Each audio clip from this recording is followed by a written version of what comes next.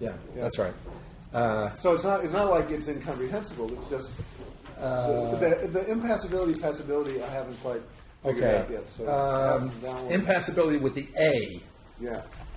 Versus the I. Start with the latter. The latter is a somewhat technical term that refers to the inability of the divine, which is understood to be a positive thing, to be disturbed, to suffer, right. So the impassibility of God is the. I mean it's a term that's translated traditionally from Plotinus. The impassibility of the unimparted. Okay, all right, okay. And impassibility with an A, I don't know that it's a technical term. It's a long time since I put it together, but the way I understand it is a kind of, with the A, is a passing through kind of thing, inability to be penetrated. So it's a kind of negative formulation in the context in which these things get applied positively. It's kind of negative form of a kind of transparency, kind of what I'm driving toward is a kind of absolute penetration in this context. Intrinsicality, I have to look at the text to tell you what in the context. I mean, I think, if I recall, what I'm saying at that point in today's assignment. I think I'm speaking in the negative of intrinsicality, aren't I? Elimination. And the elimination of the notion that there's something, as it were, there to begin with, something that, in effect, I think what I'm saying is something there is no such thing as anything any longer that's uncreated, and specifically uncreated in the context of this exteriority. Yes, because you don't even mention extricality or extrinsicality. Right. You go right from the elimination of intrinsicality to exteriority. Right. And the exclusivity, is that the way I phrase it? Kind of struck me too upon rereading. I haven't looked at it in a long time. And yes, you're right. You're absolutely right that in this context it has a positive connotation, and it's probably a kind of way of my trying to combine the notions of unicity or uniqueness of the entity and difference. All right? So, in other words, when something is exclusive, it's set apart, right? Yeah. And what I'm saying is, in the way we've developed the language in here, the absolute multiplication, the absolute differentiation of existence, the exclusivity would have something to do with the fact that every being, every entity, and every person is unicitous and perfectly differentiated, perfectly different in and of themselves, so to speak. The language is awkward, right? But in that sense, the exclusivity it's a little bit ironic, right? The exclusivity is infinitized, multiplied. That's the sense of it. We can look at more closely when we get to that part of the text, perhaps. One more. Okay. Again, I don't expect you to do this moment, but the continuing, almost accelerated turning of nothings and non-nothings and finite and infinites. Yeah, we look at the text. Really That's spin. That's right. Yeah, I noticed that myself. Although I think if you want to grab onto it, I can remember, I wanted to hit this in class, but since you brought up the issue, I think if you want to grab onto that spinning at a certain place, so to speak, it's when I say in the text that the now is the now for the first time is the form of nothing, or of the nothing, if you want. Do you remember that? Yeah, I do. Yeah, okay. And I think that's and actually, what's interesting to me, you say it's interesting to get to the end of a long text and to find new terminology, but what's interesting to me to get to the end of this long text, not having reviewed it prior to preparing class, and to see, however, that in its own way, in a slightly different way of phrasing it, it really comes to the point that we've been talking about in here for a long time. When I say, for example, I found myself saying over and over again, speaking of over and over again, there's nothing but existence. I might almost say in this context then, the existence is, for the first time, the form of nothing. Right? One of the other things I liked in tonight's reading, now I'm jumping ahead of myself, but you started me, is I noticed when I zero in on American pragmatism, one way of defining its positive contribution, so to speak, is that I say in this section, I've said before that it respects the other. That, in other words, that the other is never, in pragmatic thinking, able to be simply reduced to the self. It's always, the self always has to deal with the other, and that's an irreducible tension in pragmatism. And in that sense, I've called it a decentering of the absolute self-centeredness of European consciousness, using Hegel as the epitome of that. But in this part of the text, I put it all in a different way. And what I say, which I like, because I say American pragmatism opens up a space for objectivity. Now, it's another way of pointing at the same novelty in American pragmatism. But what interested me was that I wound up saying here, thank God, right, in today's assignment, that the thinking now occurring displaces that space, or it absolutely eliminates that space for objectivity. In the context understood, of course, it eliminates the space for objectivity by, as it were, having nothing but the absolute objectivity of existence itself. It gets rid of altogether the space, which again, I was happily surprised to see conforms to, again, a notion that we kind of developed spontaneously in trying to explain the earlier part of this and Novitas Mundi, the notion that, contrary to fact, if there were a blank to be filled in, we keep saying, right, that blank would be filled in by existence. But strictly speaking, there is no blank to be filled in. And really, I say that in other words here in tonight's assignment. I mean, space talk. That is, whenever you talk about opening up a space, that all is the language of subjectivity and self-revelation. Oh yeah. But it has to be there in order to be exceeded. It has to have been there. Yeah. Well, I don't know whether it has to, but it was. Fortunately, it was there in American pragmatism. That American pragmatism opened up the space for objectivity. But your point would be well taken. It can only or insofar as it opened up a space for objectivity, it was a foregone conclusion, so to speak, that it couldn't have an absolute objectivity, right? Because the space part of it was the continuing reference to the self, even if the self was no longer absolutely dominant as it would be in Hegel. Yeah. Okay. One more. Okay. Which is that though you say that the Trinitarian analogy to the ternary logic was an afterthought, in this last chapter, you actually work it out pretty much in pretty much detail. Yes. Well, yes. The Trinitarian analogy to the logical calculus was an afterthought. No. But by the time I got to this, I'm trying to integrate it. Yes. I see. Yeah. Right. So it's a matter of just historical sequence. Oh. Okay. Okay. Any other questions, comments? My question was about the nothings. So. Okay. All right. Hopefully we do. Clarify. All right. Okay. Although I thought we were totally caught up, we did catch up last time, basically, and so I can start with tonight's assignment, but there's something I wanted to say on page 593 that I'm not sure I said it, and it ties in with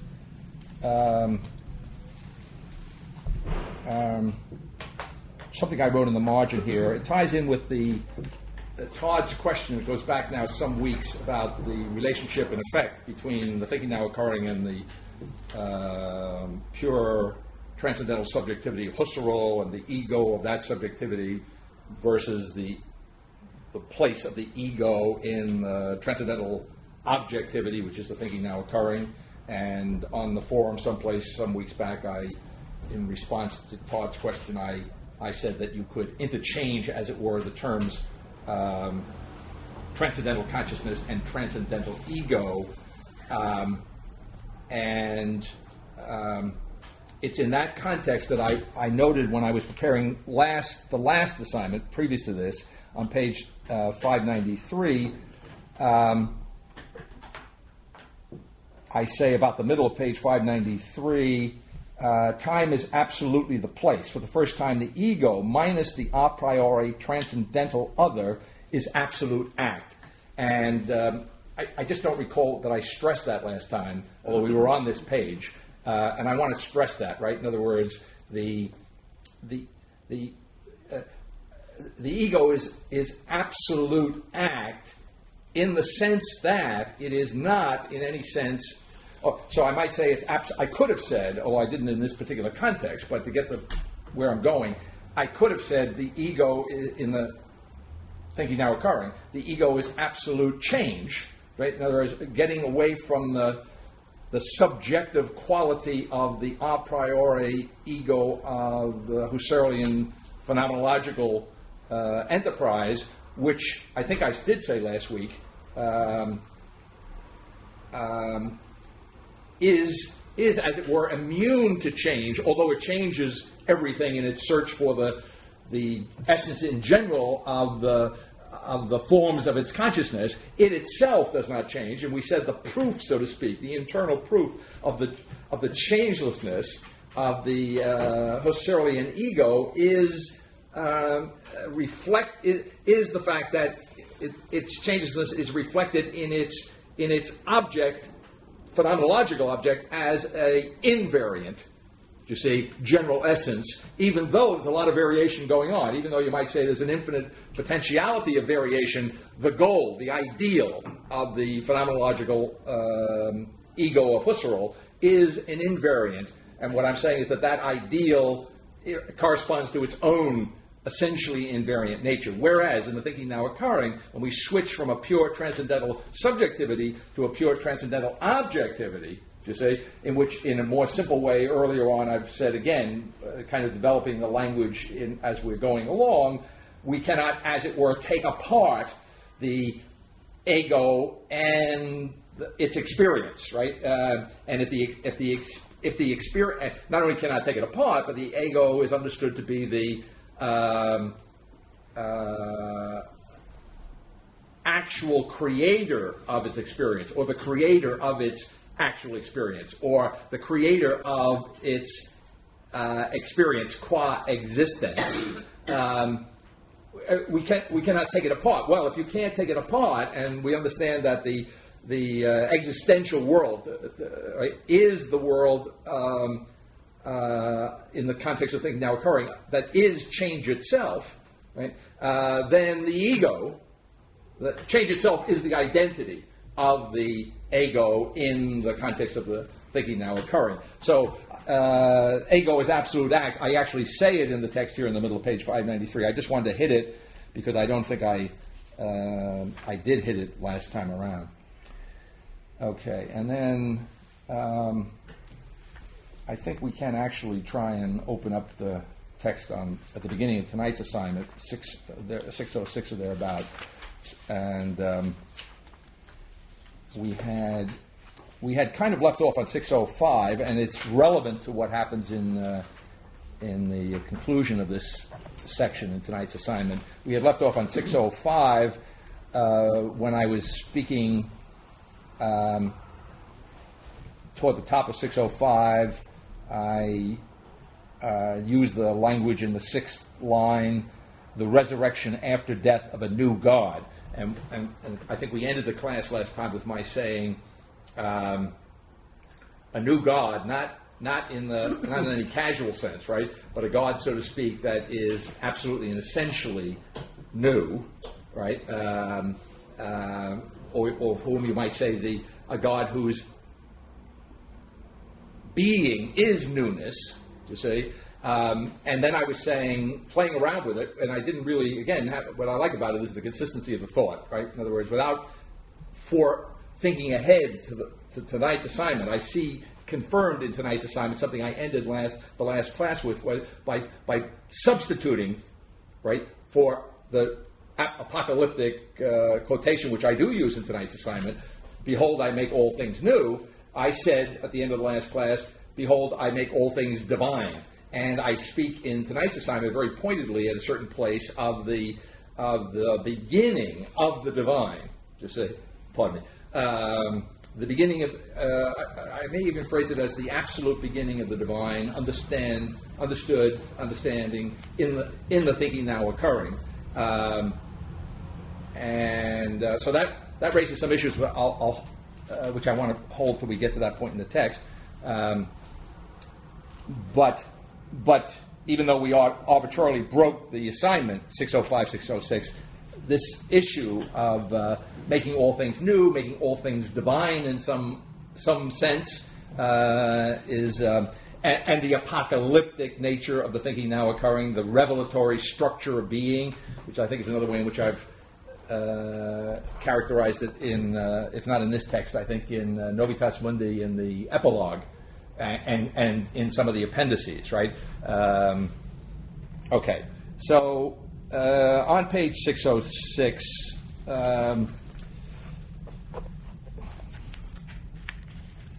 maybe beginning at the bottom of 605, just for some continuity, the last sentence, 4 lines up on 605 from the bottom, the life which was but no longer is, the Godhead of God, evolution, beginning and ending at once. That's a reference in particular to Peirce. Nothing beginning is today for the first time in history the life which is the resurrection of God, the beginning, even the end, the beginning of the divine life which knows not death, the beginning of the life of the Godhead of God which is ignorant of death, the beginning of the very life which is ignorance of the absolute death, the beginning of the life of God which is ignorance of the nothing, the beginning of the life of the Godhead of God absolutely ignoring the abyss. As I'm reading that, I'm thinking, first of all, implicitly there's the contrast with Altizer,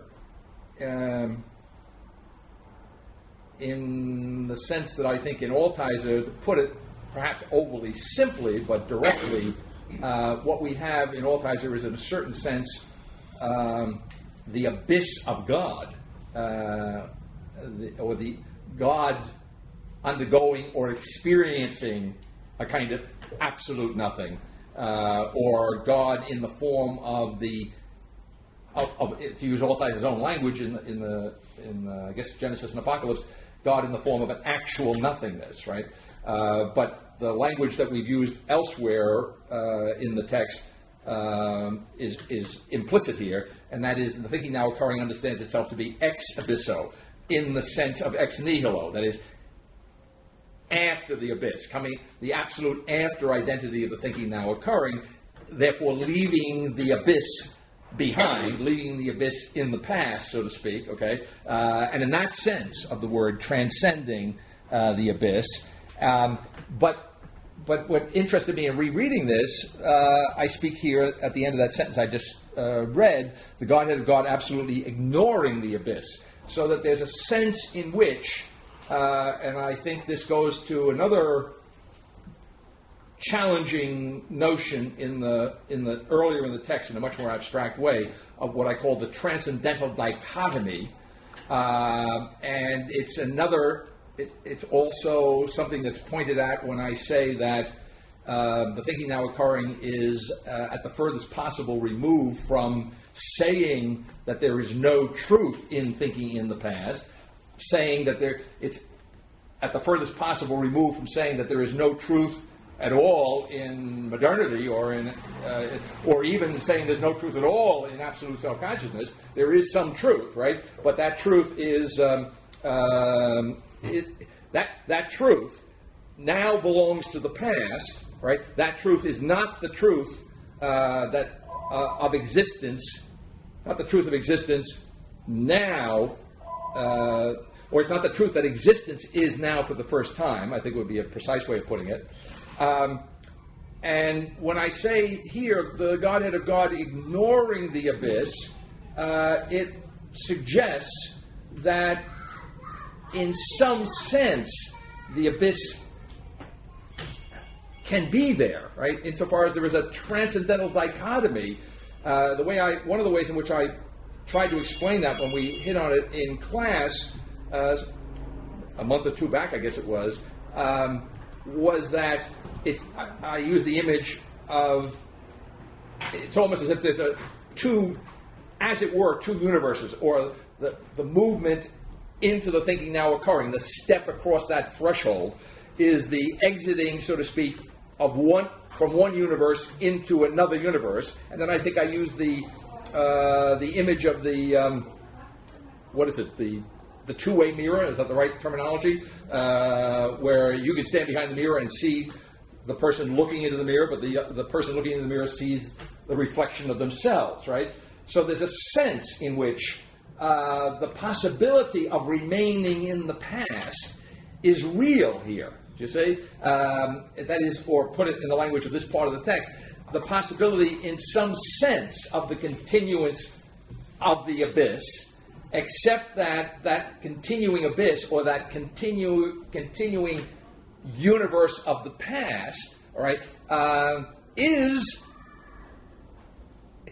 to continue in it is to remain in the past, right? It is to be, in a certain sense, left behind. But somehow or other, this is a real possibility. We had a more theological, we touched on this in a kind of theological sense one day when I was responding to some challenge that chucked through my way, some incredulity he expressed when I thought that, well, it's not inconceivable, the thing now occurring, that one could be eternally lost. You say, so the possibility of missing the boat, you say, translated into the intellectual analysis here, the possibility of missing the boat has to be real here, all right? If there's a real change, if there's something really and absolutely new, you say, and therefore it's not compatible with the absolute self-consciousness of the past at this point in time. It's not compatible with it, right? And the possibility of holding to the past, holding to self-consciousness, I think is a real possibility. In the thinking now occurring, that would be, and so the thinking now occurring in a certain sense is a judgment. As I think I say this in the Prolegomena, if I recall correctly, I speak of the thinking now occurring. Whether I used that particular jargon at that time, I don't remember. But the new thinking in the Prolegomena of Novitas Mundi is understood to be a judgment, or I think I use the language in this text. The now is, in some sense, a day of reckoning. So if, in some sense, we understand this to be the beginning of the resurrection, we understand this to be, in some sense, the end of the world in essence, you say, then, in some sense, it is a judgment. But I'm reminded, as I'm speaking off the top of my head now, about trying to bring out some of the implications of this idea of ignoring the abyss, right? I'm reminded of the New Testament idea that where Jesus says something, he denies that he's come to judge. But in the same breath says that his word judges. You say that is, the judgment is this is kind of paradoxical. It's very interesting when I think of Augustine. Augustine speaks in a way that, because of the 1,500 years or whatever it is that have gone over the dam in the meantime, is a little disconcerting, at least to this reader. When I pick up Augustine, he speaks of the judgments of God in a purely negative sense. Right? In other words, to come under the judgment, you could say, well, you come up for judgment and you get a pass, right? Okay, but Augustine speaks of judgment as a negative, and what I'm trying to say is that the sense of that would be what? That the judgment is a negative because if you experience the word as a judgment, you say it's a kind of it's a self-judgment. It's kind of ironic in the context, right? Now I'm thinking heavily of the death of God theology, right? Because really, the death of the primordial God, the self-laceration, the absolute self-negation of the God, is explicitly in all ties Genesis and Apocalypse. It is the self-judgment in this sense of self-damning of God. You say, God submitting himself to his own judgment. So what I want to say is that this is a judgment, but is experienced as judgment only in the context of self-consciousness. Yeah. That's what I don't think that it's in that word judgment, both in the Hebrew and in the English. I think that I mentioned this once before, and I've actually been through this with Wolfson, so I know that I'm right about it. That the word judgment, you have a logical context for the word judgment, in which a judgment is simply the determination whether a given proposition is true or false. That's a judgment. A judgment is then in the ethical context means a condemnation or a non-condemnation of a moral a case, say the judgment of a case as a legal context. Now, to the degree that a judgment in the logical context is sort of drawn into the ethical and juridical context, it is explicitly self-consciousness. A judgment in the logical context is to make a judgment, it's this or that. It's part of some kind of a representational system of propositions. Mm-hmm. So that makes the whole matter of judgment drawn into a negative valence from the point of view of something that's beyond self-consciousness. Okay. All right. Okay. And I'm reminded then, but on the theological level, I'm reminded that of it really, and this is stretching the text a little bit, but I guess it's implicit here, and that's why it might be worth doing. The whole notion of original sin is the notion that everyone, for openness, so to speak, is under judgment, right? In other words, and salvation is a salvation from that judgment, which is otherwise universally there. And the whole problem with original sin, just from a psychological and ethical and other points of view, the whole problem is, well, how can that be passed on from Adam? They screwed up. Right? That whole issue. That's a kind of, but that kind of misses the depth of it, right? The depth of it is that is the kind of which is emphasized to the nth degree by Luther, right? Is the universally corrupt state of human nature, right? The radically imperfect state of human nature in a non indifferent sense. But this is what I say applies here too. Particularly from a Pauline context in which it's precisely the salvation from the jurisdiction of the law that is the matter of salvation. It's a matter of grace. That is, of course, what Luther will pick up on. Mm-hmm. But it's judgment exactly. I'm completely helping you here. It seems to me that it's as if there were a preordained.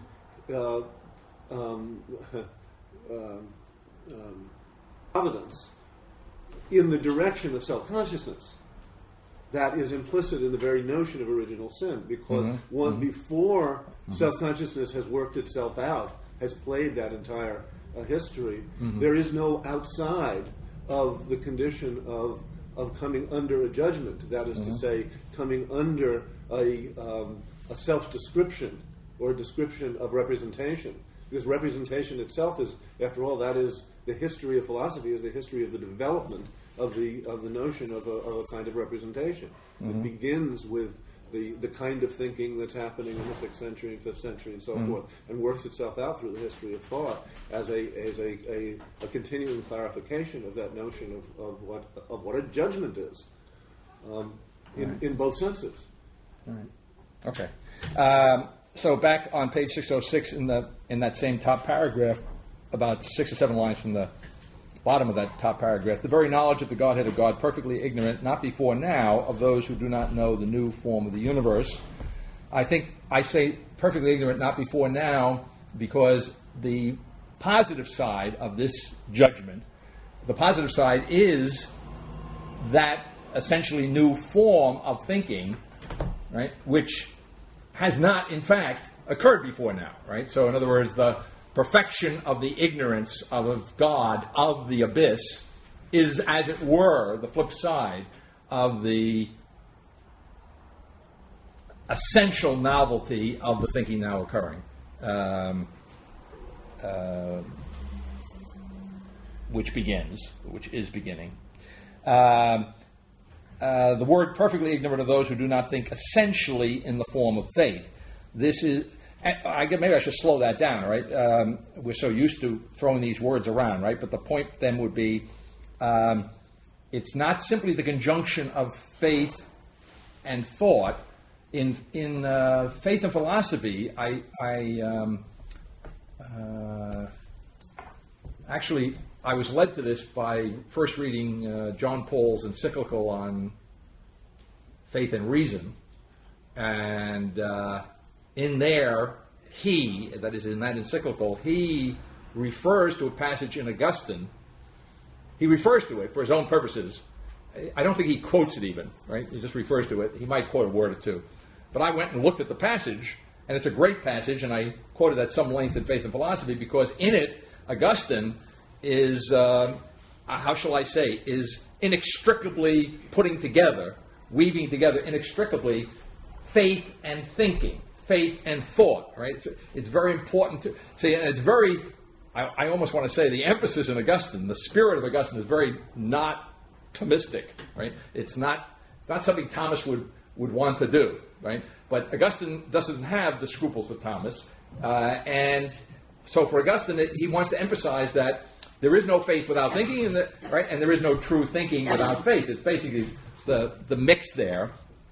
And in that sense, it's a very distant, speaking of anticipations in the loose sense of the word, it's a very distant anticipation of the identification of faith and thinking for the first time, which is what we understand by the thinking now occurring. All right. So Altizer said to me once, speaking of porches without fires, when he was sitting on my porch a couple of years back, just chatting, he volunteered, which was a little uncharacteristic of him, that he thought that the thinking now occurring reminded him a lot historically of Augustine.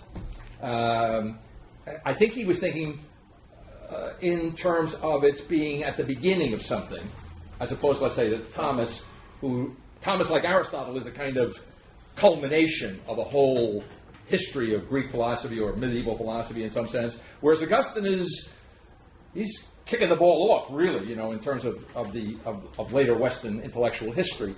But what I'm getting at is I think it's deeper than that. I mean, in other words, I think that Altizer's analogy had to do with that beginningness of it, although he may have also intuitively understood that there is some sort of deep consonance there with right? Because, in other words, one of the things that Augustine, unlike Thomas, is very comfortable with is that there is, at some point, however minute it is and however imperfect it is, there is some contact of the mind with revelation, right? There is some positive understanding possible in Augustine in principle, or to put it in terms that Descartes and Kant would understand, and Thomas would understand, but in the negative for Augustine. In Augustine, when the mind knows itself, it knows itself qua substance, to say, and Thomas has got a problem with that. I mean, and he has to be very diplomatic theologically, right? Because Augustine is the theological Aristotle for Thomas, right? So when he has to deal with that, because he's surrounded by guys who know Augustine, right? He was the first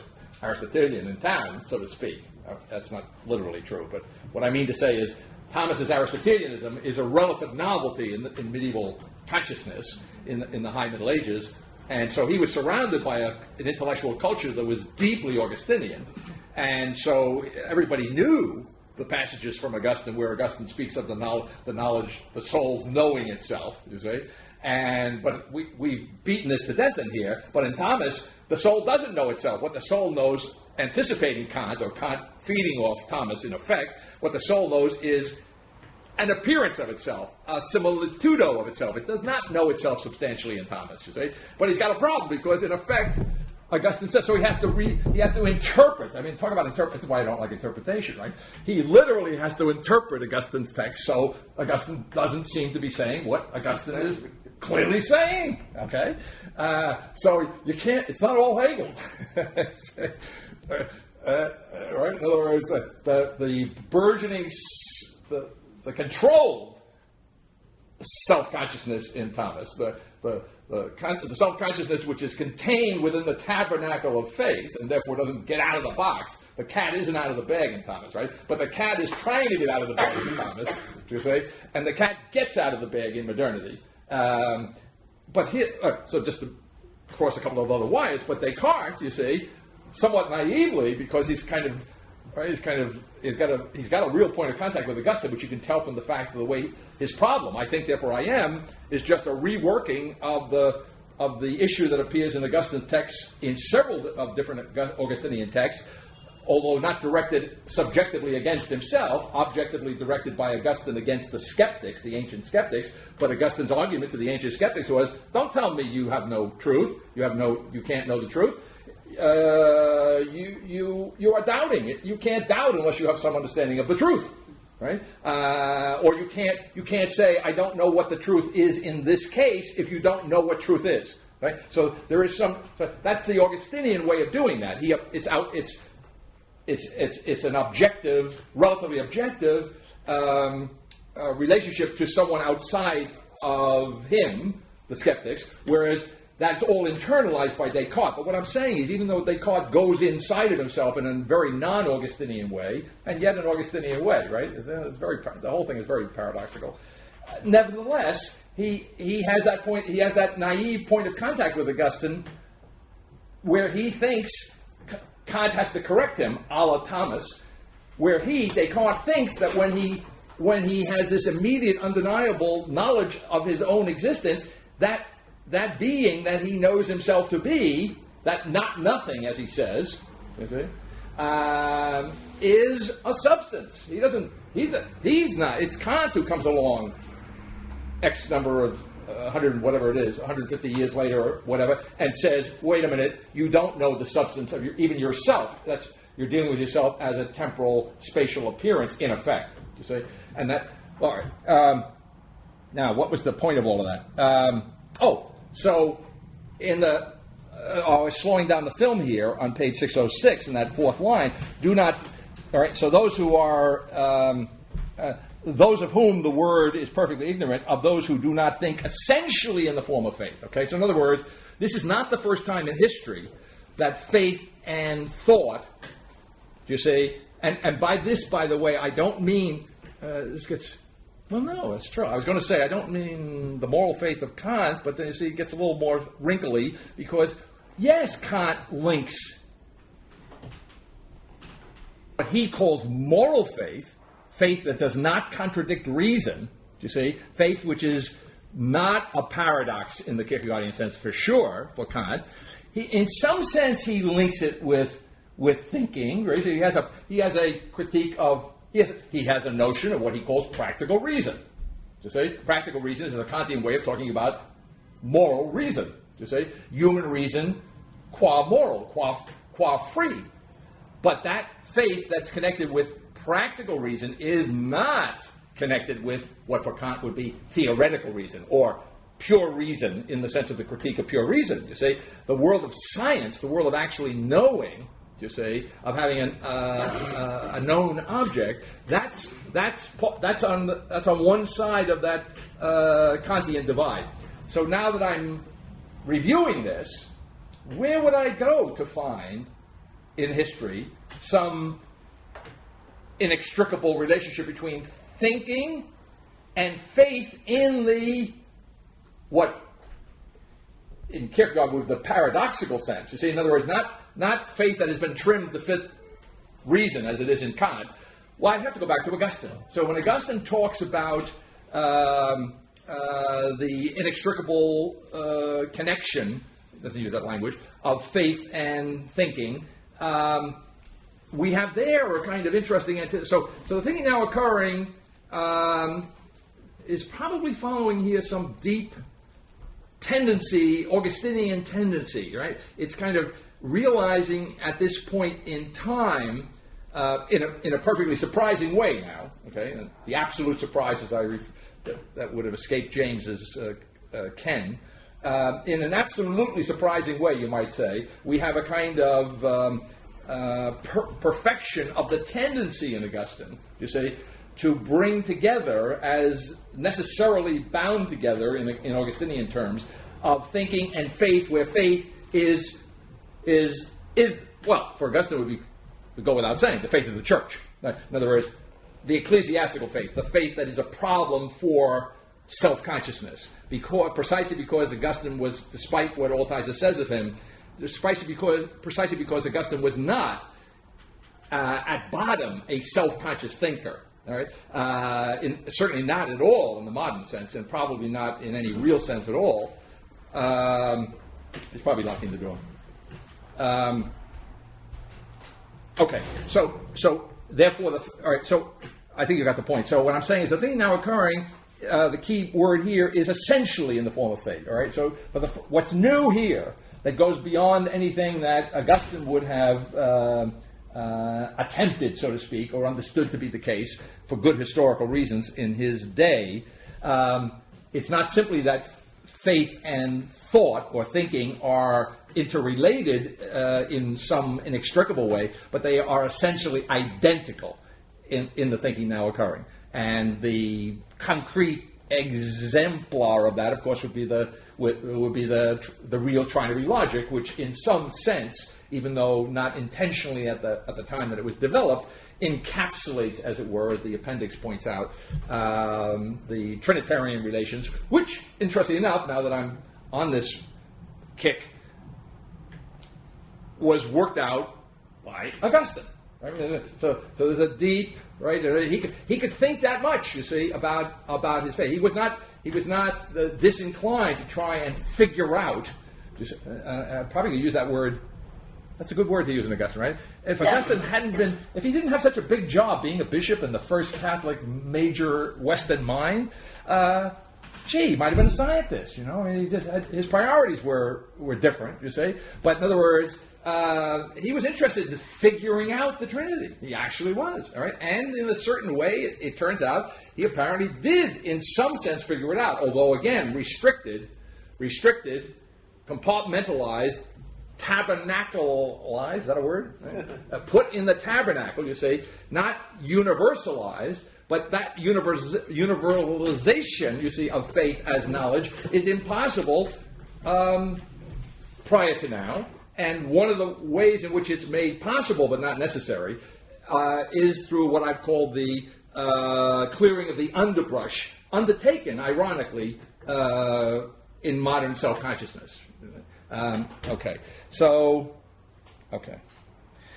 And then in the beginning of this middle paragraph on page 606, I say, the Godhead whose beginning was, but no longer is, death, now begins to live a new life as existence itself, absolutely, unconditionally life itself. So again, this is a way of just drawing the marker, putting down the line of separation, as it were, distinction immediately over against Altice's death of God theology.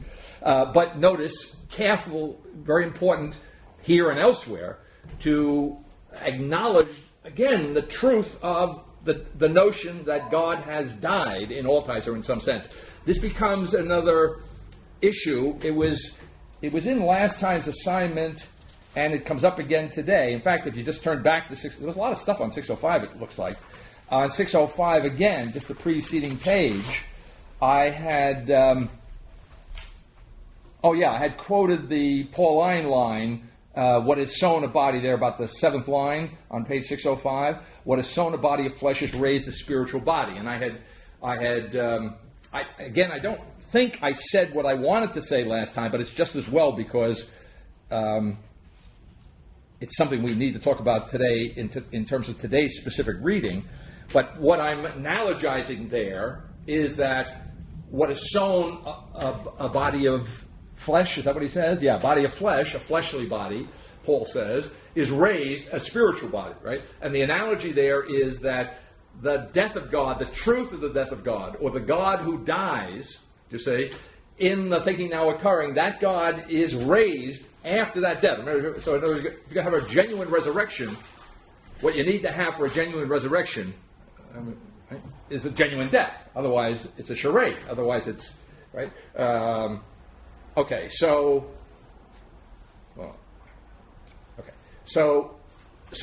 is there a true death of God? And that is there truth in Altice? Yes. The resurrection of that God who has truly undergone a death is the form, if you might say, is the very form of the thinking now occurring.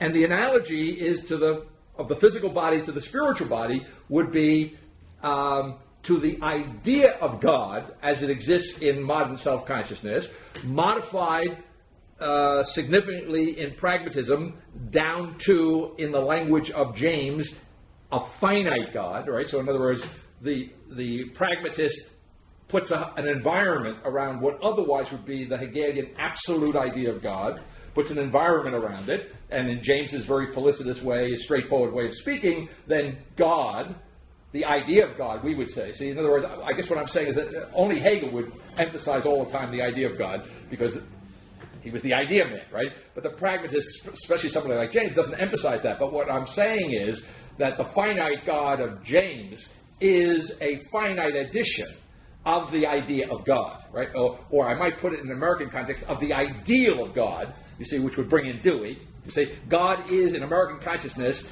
the idea of Hegel modified into an ideal, something not eternally an actuality, but something which exists as an end, as a goal, and for Dewey, you see, as both a guide and a motivator. That's what the idea of God is for Dewey. It's a guide and a motivator for what? Guess what? Action. You see, so for the changing and the reconstruction, the production of a new world, in some sense, in Dewey, we need some sort of guidon. You see, we need some sort of idea to guide us in this experiment. You see, in this experiment by which we are creating the world, and that guiding idea is the idea of God. For Dewey, that idea of God is just that, this ideal end, right, which motivates and guides us in our actual activity. If I back up into James's more personalistic, particularistic framework, the idea of God is the finite God of whom we are the internal parts, and together with whom we are understood. If we are healthy-minded, we are understood, together with whom we are understood in a kind of Emersonian way, interesting enough, to be battling on behalf of the light over against the darkness. All right. So that idea of God died. Now, so Altizer reduces that finite God to nothing, but notice the way in which he reduces it is not a Nietzschean way, despite his desire to bring Nietzsche into the game. Because in Nietzsche, we kill God. We have murdered him, right? Is what the madman runs around saying in Zarathustra. God is dead. Why is God dead? Because we have murdered him. Now, of course, by the way, there could be I have to say on behalf of Altizer, there's probably a deep truth there that we have murdered him through the development of our self-consciousness, you see. But explicitly in Altizer, it's not that we have murdered God in Altizer, but that God has killed himself. God has put himself, right? That God has eliminated himself, so to speak, as the transcendent primordial Godhead, and he has done so as a gracious act, you see, by which he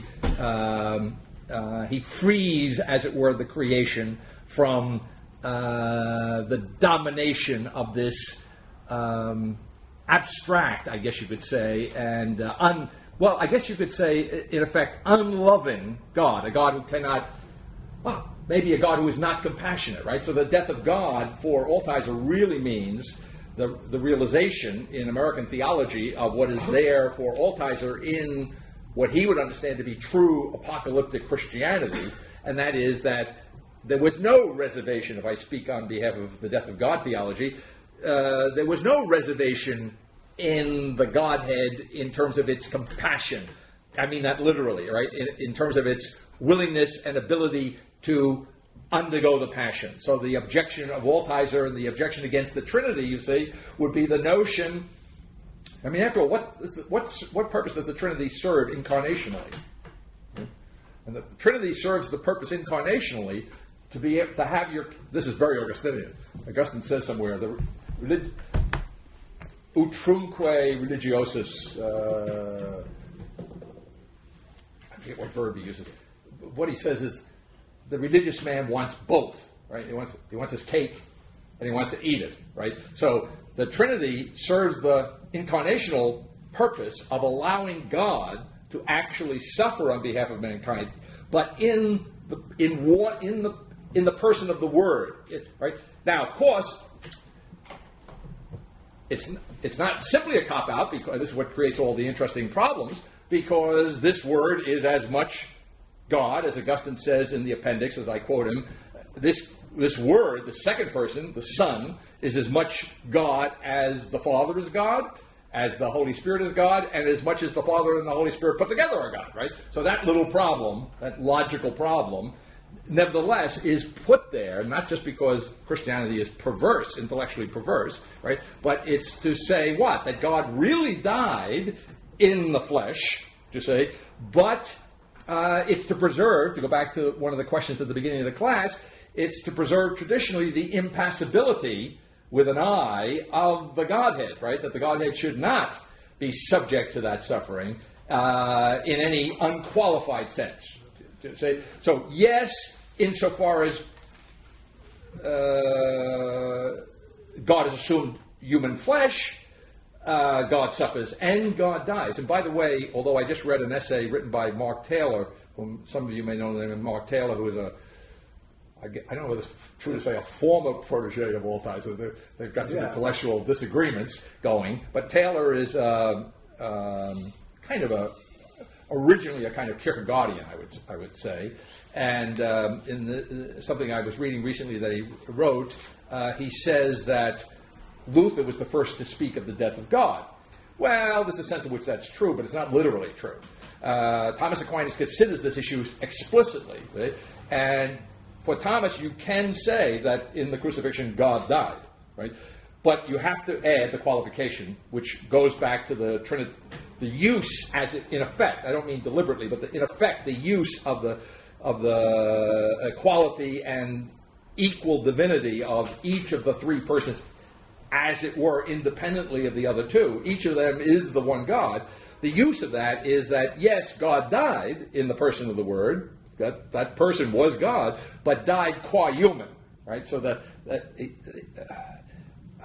it's like the divine person was able to die because it had a human nature, but the divine person is not able to be conceived to have died qua divine nature, right? So that again, the other distinction that's operative there is the fundamental distinction between person and nature. Okay, so three things, just quick. Yeah. To have one's song and silence too. To have one's tune and silence too. Okay. Look what they've done to my song, Ma. Okay. Well, I mean, because there's that aspect of the crucifixion of the Word, meaning that the meaning has been decimated. Okay. And third, the Allen Ginsberg addition to Eli Eli Lama Sabachthani, saxophone cry in the night. Okay. Sorry. All right. Well, we have to intuit those. I can't rope them in here. Okay, but in that sense, one of the things you just said resonated with me. I don't know how you intended it, but it resonates with me because I think it resonates in Altizer. When I said that Altizer, I say this somewhere in the appendix gamma, the third appendix to Novitas Mundi. I make this very heavy distinction between religion and faith, which I've alluded to in here in the last couple of sessions, once or twice. And effectively, I'm saying in gamma that, in effect, I don't know, I think I must say it this way, but in effect, I'm saying that the epitome, because Hegel speaks of absolute religion, and I'm saying Hegel is not mistaken in that, right? You see, in other words, it is absolute religion, right? It is absolutely religious consciousness, is what I want to say.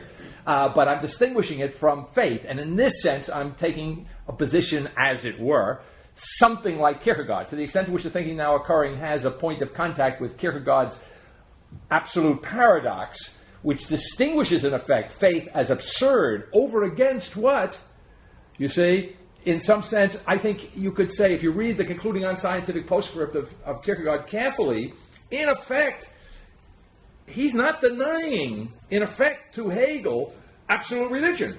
Because Hegel can be absolute religion as long as we understand it and put it in Kierkegaard's concluding unscientific postscript terms, as long as absolute religion in the Hegelian sense is like what Kierkegaard calls, in effect, in the concluding unscientific postscript, religiousness A.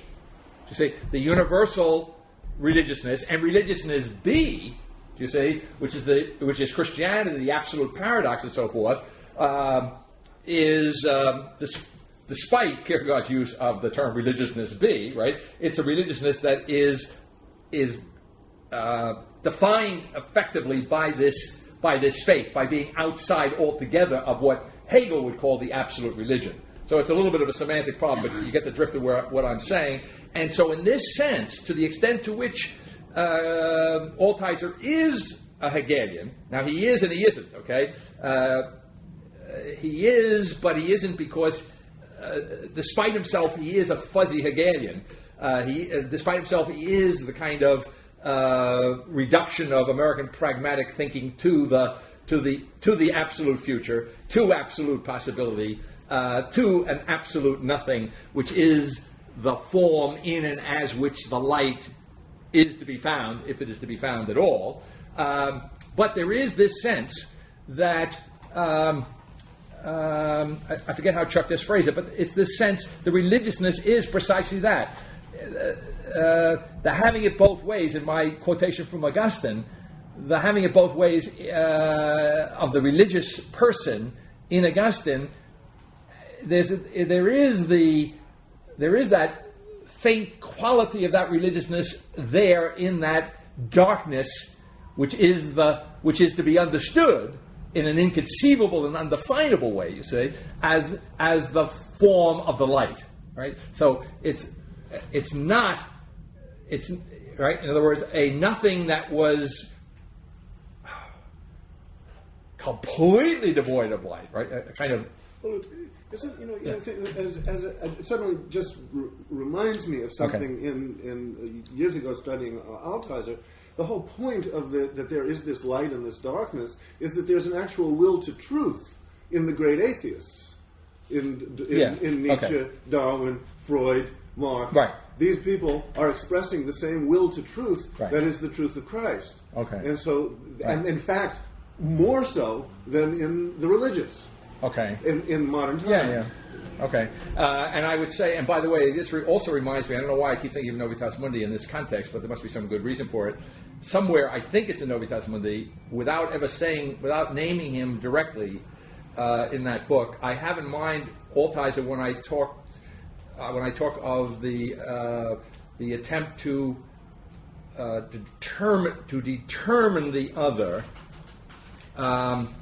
and I speak of in effect, without mentioning it in that particular passage, I think it may be in the Prolegomena, of a purity of will, to say, and so from the perspective, as it were, of the thinking now occurring, the problem with the will to truth is not the truth part of it; it's the will to it, right?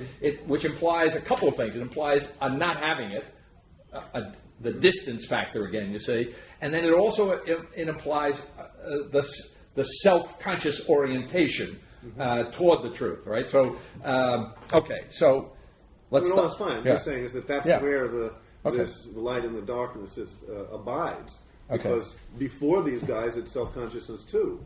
Okay. Before the atheists, in other words, they're not more self-conscious than Hegel or Kant. Right. Or Descartes. Okay. All right. So. All right, so I went back to 605. 606, I think maybe we should look on page 606 in the bottom paragraph, I read the first sentence where I was emphasizing the acknowledgement of the truth of the death of God, as it were.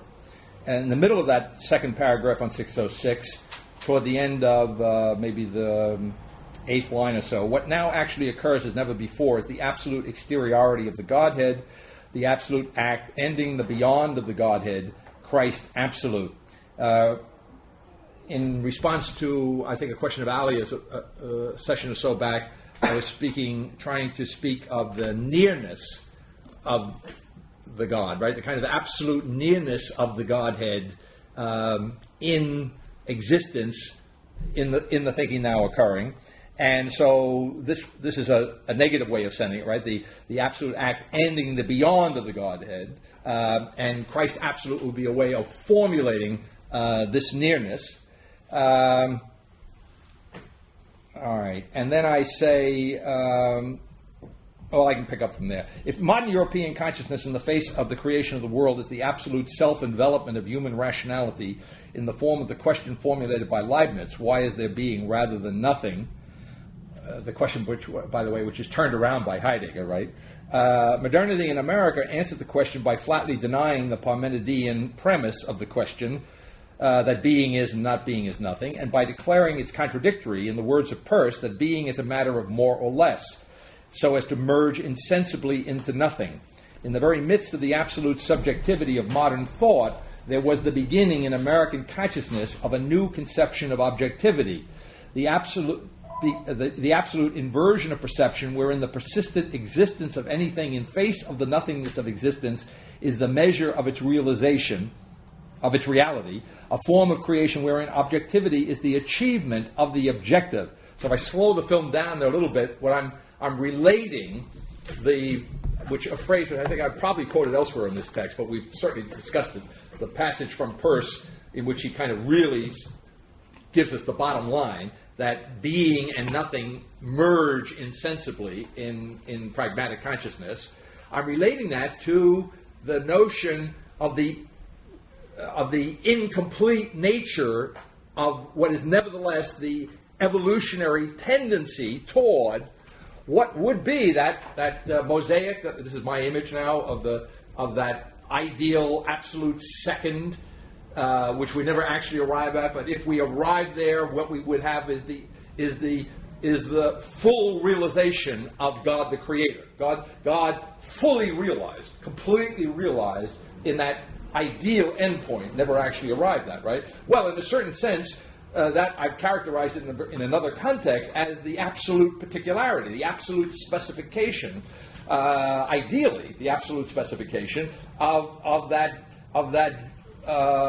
generality, that nothing in particularness of the nothing out of which the first emerge, you say, in Peirce. Well, I might call it in this context that ideal is a kind of absolute objectivity, right? In other words, when I say that American pragmatism has made a space for objectivity, do you see? It's made a little more. That's true as far as it goes, but I mean, get the relationship. The space for objectivity is the space in which objectivity is coming to realize itself, right? And what I'm getting at is that the merging of being and nothing, put positively, you see, is the notion which I'm quoting in effect. I don't think I put quotes around it, but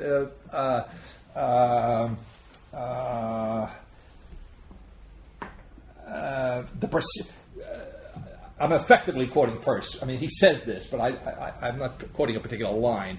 In other words, what is the reality of anything? If you ask Peirce, what is it? Well, it's real if it persists in existence. Right? If it continues to exist. If I don't see you for a year or two, normally speaking, I wouldn't make a big deal out of that, and I wouldn't think that you had ceased to exist. You know what I'm saying? But maybe now I haven't seen you in 40, 50, 60, 70. Now, I'm getting to be an old man, but I haven't seen you in 80 years. I begin to wonder, do you exist? Okay. Very simple, common sense notion, you see, but Peirce is a common sense Scotist, I think he would say, right? In other words, what is the reality of anything? Its reality is it's persisting in existence. Do you see? Which the flip side of which we said what? We said the flip side of which is that American pragmatism has this very interesting notion. It may not be stressing it all the time, that things can actually cease to exist. That things can actually come to a dead end. They can actually go out of business, so to speak, right? And we playfully said that Altizer proves the point, to say, by in some important sense having God go out of existence.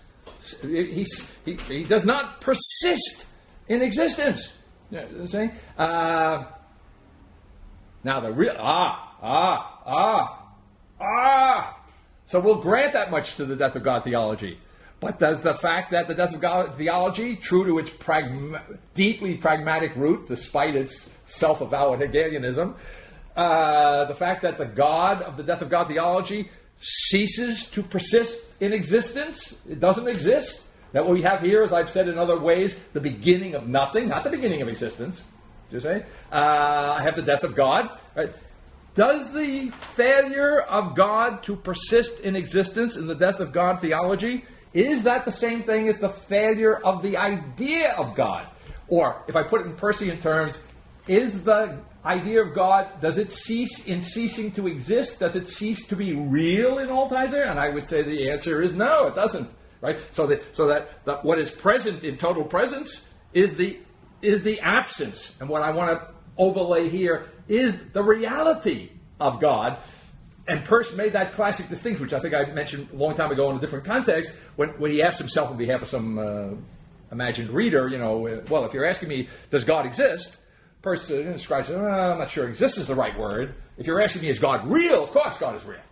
Right? Doesn't mean he exists, right? So what I'm getting at is in the death of God theology, it's clear that God doesn't exist, that existence is actually nothing for Altizer in some sense, right? The actual nothingness, which is the result, as it were, of the self-kenosis of the primordial deity, is that the end of the reality of that idea of God? Right? See, so now I'm thinking. Now this is I'm just thinking. So it's not only there are new words in the last chapter, there are new thoughts when we read the last chapter, right? That when and Altizer insists upon this, and he's quite right. That darkness is the form of a light. So the question, but the light is obviously not existence. Is the light something real? You see, that's the point, right? Is the light a real? Is it a real? As nebulous as that would have to way of formulating it. Yes, it is, right? You could say that the darkness is the form of the real, right? But not the form of existence, right? And so the power of the death of God, the truth of it, you see, is this capturing of a real form, a real form of the divine idea, you see, in and as the darkness, and it can be real without being existent or existence. It can be real, and therefore we are not just being polite when we say that one has to acknowledge the truth in the death of God, right? The reality, so to speak, that it articulates. That let me just finish this thought. I speak, I think, in today's assignment that Altizer reduces the idea of God to a kind of perfect or absolute opacity, a perfect, that nothingness, right? But opaqueness is not. It's not simple non-being, right? In other words, the opacity, the opaqueness, as James put it, at the bottom of things. I think I've mentioned this in a slightly different context. James was a very pragmatic guy. But a very strange way to put it. If Kierkegaard wasn't hung up, right? He could relate to James because they're both interested in actually concrete existing individuals. See, both Kierkegaard and James. So what I'm saying is that when James is the guy who calls attention to the fact that there is an opaque bottom of being, as he puts it. But the context in which he calls attention to it is, don't go there. Right? See, that's the context. See, in other words, he acknowledges this opacity at the bottom of things, this unintelligibility, perhaps. You see, this, what in a much more neutral sense, Peirce could have told him was just a vagueness, right? But so the opaque bottom of being, that's not going to get us anywhere for James, right? That's not immediately practical, right? To say, so James doesn't want attention to be paid to that, and of course, you could say that Altizer's death of God theology puts that absolute opacity in your face. You say he refuses, and maybe this is the Nietzschean thing, right? In that sense, in some sense, not an unqualified sense. Altizer's death of God theology refuses the complacency of thinking that's operative in the daylight realm of the American pragmatists as we normally think of them. Now, I just wanted to speak again for Altizer, the Nietzschean side. Part of the turn that spins in Nietzsche that Altizer engages is Nietzsche says somewhere in one of these last works, or maybe, I don't know, that, I mean, I think this is unpacking what it means that we have killed him, that God has said we have killed him, is that Christ says, I am the way and the truth and the light. So the truth part becomes the guiding principle of the development of Western intelligence. Mm-hmm. And it's through the commitment to truth that the untruth of the Christian doctrine appears to it. So that is the commitment to the very value. So now we're talking about truth as a value, as a kind of commitment that's different from the question of truth as existence, but which run afoul of each other. So the truth of the Christian matter as substance, as existence, is given the lie by the very value that the Christian event inaugurates. Okay. And so that's both, we have killed him by following the value that he himself inaugurates, but also that he's killed himself by inaugurating that value. Okay. Now, that's that irony that, to some degree, Altizer is honoring. And that's, I think, why he gets stuck, because he can't find a truth that gets out of that. Right. But he wants it. Okay. All right. Okay. All right. So on page 607, okay. So that sentence I just read. So objectivity, I say at the end of that sentence on the top of 607, is the achievement of the objective. Right. In other words, again, emphasizing the process of the coming into being. Right. It's not a static thing. This was the form of the infinite delay of the subjective consciousness, the opening up for the first time of a space for objectivity in the very midst of the absolute subjectivity of modernity. For the first time there was conceived, in essence, a perfectly spacious subjectivity, a subjectivity extraordinarily slow or loose. This was, in effect, the beginning of a subjectivity infinitely delaying the day of judgment. So I guess another way of bringing... see, that was, as it were, unconscious of me before when I was talking about that in a totally different context. But in a certain sense, this is the day of judgment, right? The thinking now occurring is the day of reckoning. And to the extent to which we can look back retrospectively, de facto, I don't say by intention, but de facto, pragmatism is structurally the delay of that day of judgment, the delay in principle of the realization. And I would say, now I'm thinking, and it was a good idea, really, because the only day of judgment that pragmatism would have been familiar with that had actually been arrived at was Hegel. In Hegel, we have an absolute judgment, in effect, that has been made from all eternity, and it's just manifesting itself in time and space. And so when I call this the pragmatism delaying the day of judgment, why? I mean, what would be the truth of delaying it? Because the only day of judgment that it knew was one of absolute self-consciousness. So in other words, in order to open up the space for objectivity, to open up the space for an other that could not be reducible to self, the decentering of the self, that spaciousness, as I characterize it here, is justified, if I could put it that way, precisely because there was no way of, now I want to say, because I say somewhere in the text today, that the thinking now occurring is a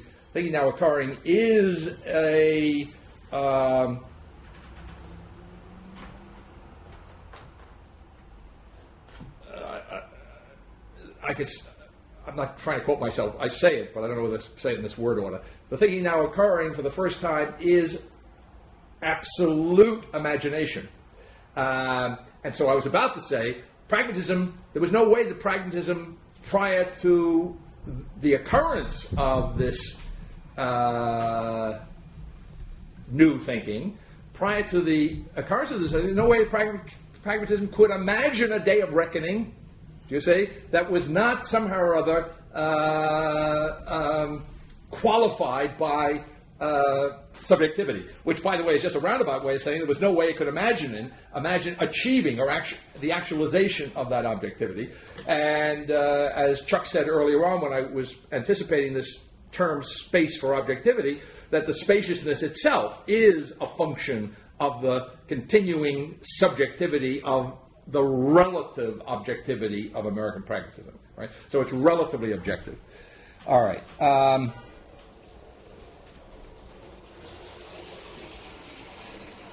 I don't know how much we want to. Well, I want to spend a little time on this comparison between Edwards and Peirce, beginning again on page 607, about the middle of the page, a little above the middle of the page. It had been prepared for in the philosophical theology of Jonathan Edwards, for whom God was being in general, in effect the universal system of existence. In Edwards, the created universe was as nothing compared to being in general, which has infinitely the greatest share of existence. For Thomas Aquinas, it's exclusive. Maybe this is what triggered the use of the term exclusivity later on in the text, right? Yeah. In Thomas Aquinas, being itself, ipsum esse, I characterize as an exclusive term, the magnitude of which being itself was not at all to be understood dimensively. Edwards substituted the inclusive being in general, understood by him to be intelligible in effect in terms of dimensive degree of existence. So if we pause there, it gets a little hairy. Thomas denies it would be true not only of, by the way, God in Thomas, but it would also be true of the angels in Thomas. Remember, in Thomas, angels are, technically speaking, what angels are. They're not people show up on television, or they're not flapping their wings type of thing. They are really intellects, pure intellects, created intellects. That's what angels are. Right? I think we anticipated this when I said that Augustine anticipates this notion, because Augustine says, well, you talk about the gods.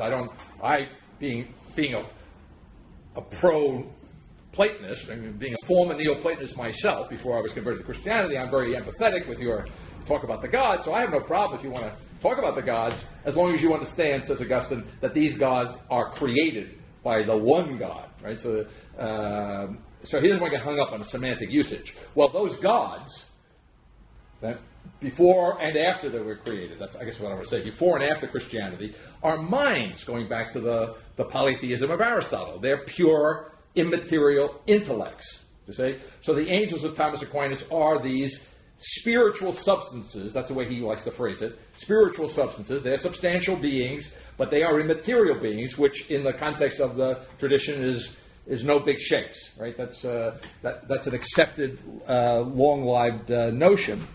So what I got, that was a little parenthesis, but for spiritual substances, created intellects, pure God-like intellects, immaterial beings, and for God himself, ipsum esse here, you could speak of greatness, but Thomas is very clear that there is if you speak of greatness or degree of being, this is to be distinguished from dimensive greatness, right? Extension. This anticipates the Cartesian distinction between res cogitans and res extensa, right? So what I'm saying is that if I look at the theology of Thomas Aquinas in the 13th century, and he wants to speak that God, if he were to say, which I don't think he would ever say this exactly, right? No, he wouldn't say this. But if he were to say that God is or has the greatest share of existence, that's Edwards. If Thomas were to say that, which I don't think he ever would say, because it would involve him in all sorts of problems. But if he were to say it, he would not then go on to say that God is, what is the expression? I don't think I quote it here. But actually Edwards says someplace that he has the,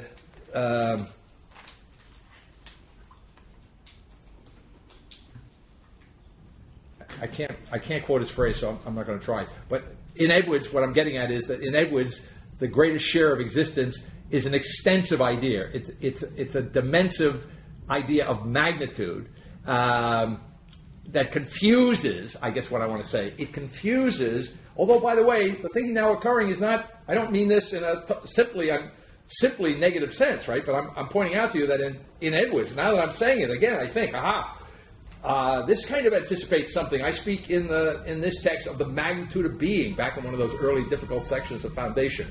I speak of the magnitude of being, and then I go on to speak of the identity of number and language, and then I kind of prove that out in many places in the text. And I speak more generally, before I get there in the text, of the identity of quantum and quality.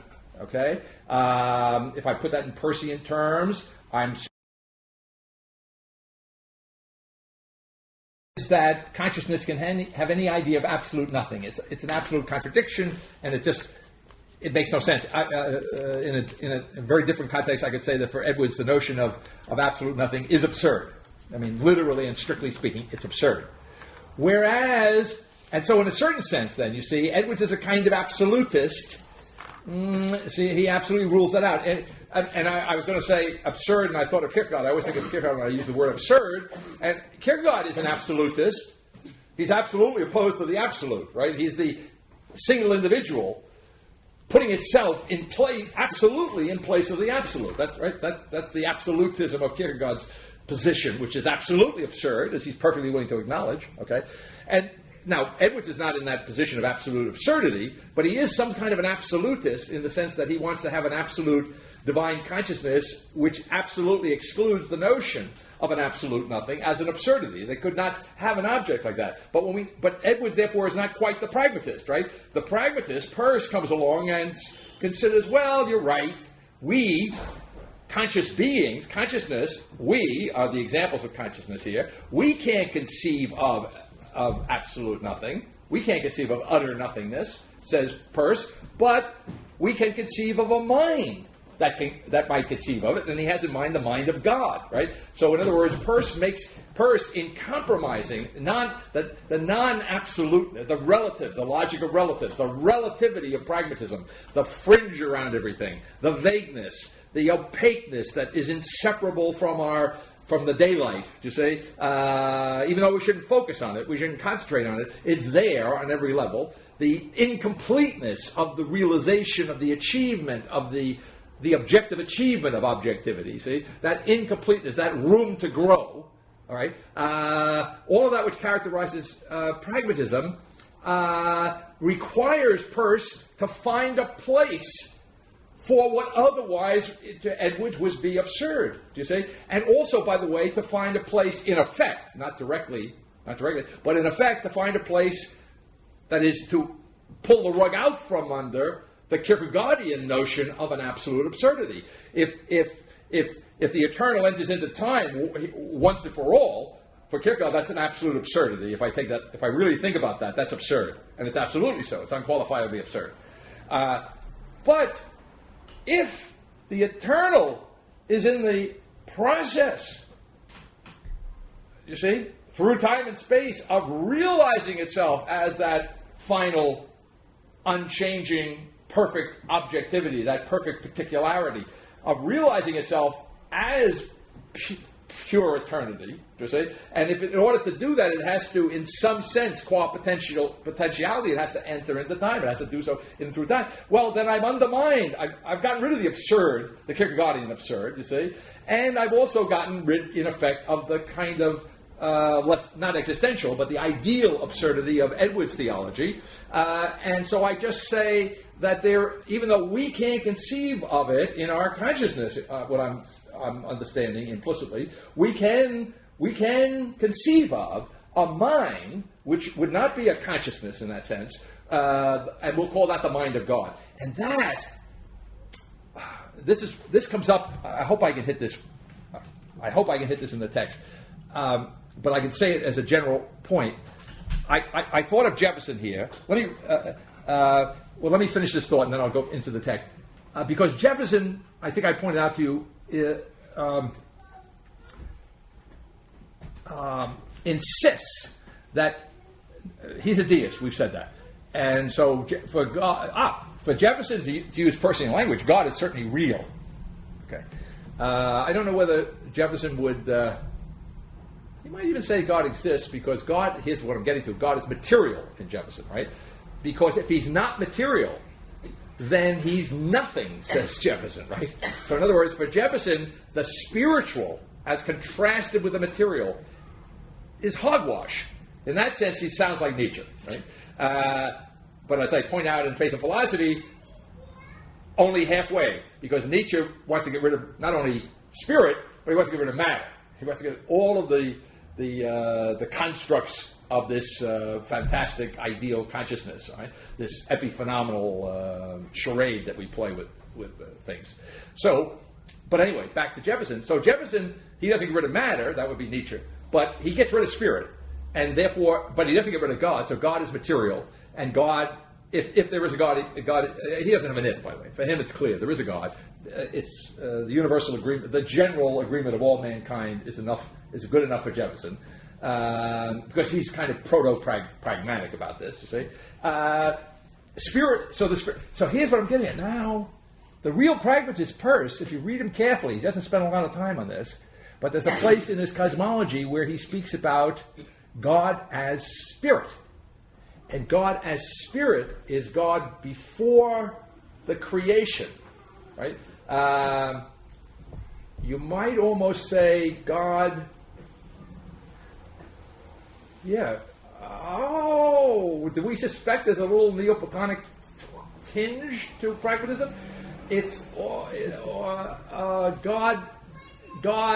a little Eckhart-ian distinction going on here, that the God who is pure spirit in Peirce, who doesn't come much into play, because that God, what I'm getting at is, one could make the case that God in Peirce, pure spirit, is prior to God, the absolute first, God the creator.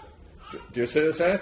That he's making some sort of real distinction. He's not going, I say, James, on his very pragmatic, everyday, personalistic basis says, hey, there's an opaque bottom to being. Don't go there. You got better things to do. Don't go there. Okay? Well, when I think about it cosmologically, Peirce has a notion that there is a purely spiritual God who... Well, here's what I'm putting together in my mind. Who is that mind that can conceive of nothing, even though we can't conceive of how it can do that? This is the same God of who the operation of whose mind we have no idea whatsoever, no notion whatsoever, says Peirce, right? This God is somehow or other coincident with, as spirit, he's coincident with the thought of nothing. You say, but as James says, there's an opaque bottom. Don't go there. Peirce, in effect, implicitly, he doesn't go there. Don't go there. Okay? Because we got to get on with the creation of the world. Here we are. We're not the internal parts of James's finite God, but we are here in the world, and we are making a real difference in the evolutionary outcome, and therefore this is our business. Right? We have to get on with, as it were, our participation in the creation of the true universal society and the true realm of intelligent being and so forth and so on, right? So we don't really have time to go back. You see, but the bottom of things in the bottom of things in James is before the beginning, so to speak, in Peirce, right? That's the temporal bottom of things, as it were, right? A kind of nothingness, you see. And Jefferson, in his own, again, very non-technical way, but intuitively, you see, is saying, forget it. Right? It's right. The only, he says, I think I quoted, I must quote it in one of these books, and I must have said it here. Jefferson, in one of his letters, says, I feel, therefore I am. You know, very, very astute. Right? I don't think, therefore I am. I feel, therefore I am. That's his way of emphasizing it. All right. So I really got off, but I mean, I think it's somehow really importantly related to what's happening in tonight's assignment, which I hope I can tie in before we're finished. It's all there, so to speak, to be unpacked. But in the meantime, what I've done on 607 and 608 is I'm saying that in American thought, taking Edwards and Peirce as representative, I have a important distinction, a keeping apart, a separation of consciousness and mind. And the reason I'm going through this exercise is to be able to say what I said spontaneously, I think, in the last class, that in the thinking now occurring, one way of understanding... I was talking about the edge of mind is edged out of consciousness, something to that effect in that chapter, in that section. But I said, but the upshot of that,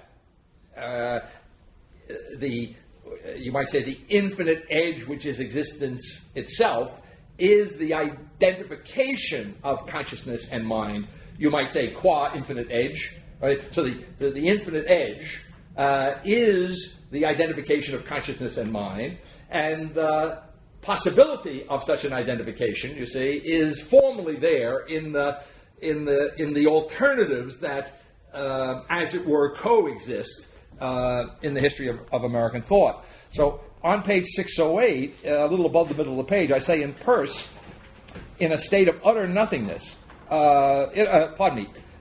Peirce, in effect, being in general begins as an absolutely necessary result of a state of utter nothingness.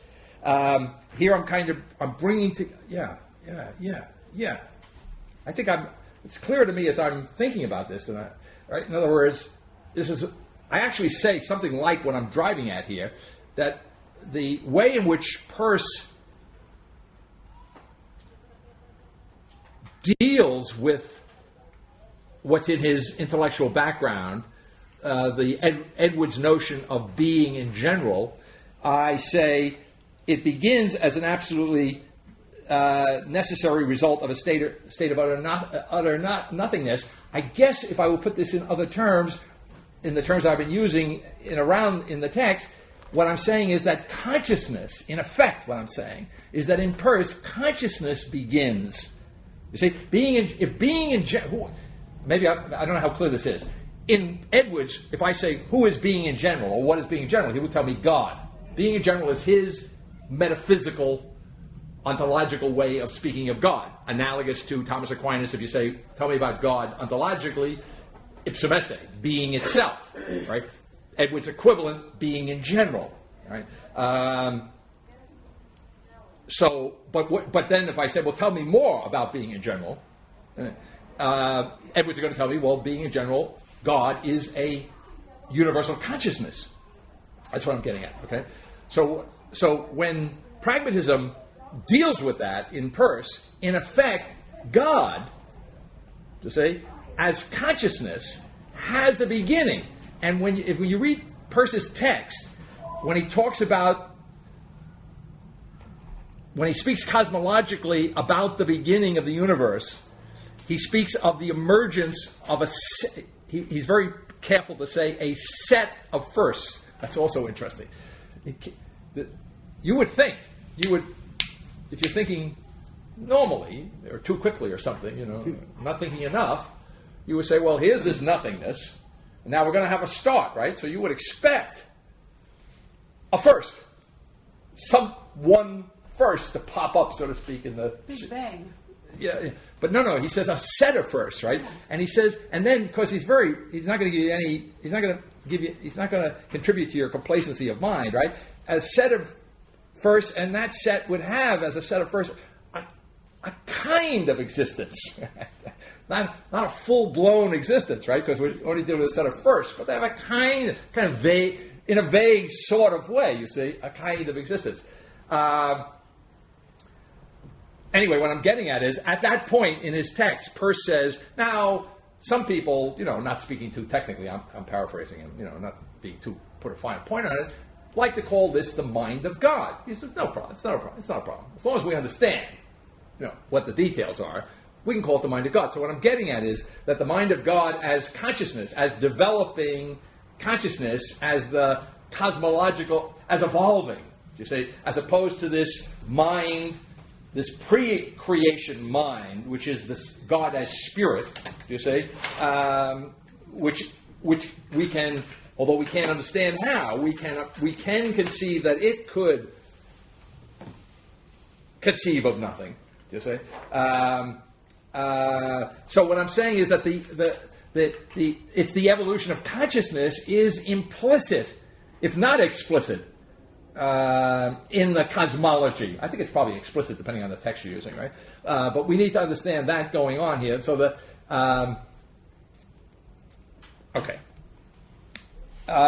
so I say this was essentially and historically the consciousness for the first time of the infinite generality of everything, including nothingness itself, at once the emergence of objectivity in the consciousness of being within the final ending of the beyond of the Godhead. This was for the first time the emergence in consciousness of the objective subjectivity of the absolute purity of the divine mind achieving reality. And I put the reference to Jefferson in the note in the margin, because what I've effectively already said is that what I'm saying is that in Peirce, what in effect we have is, as it were, the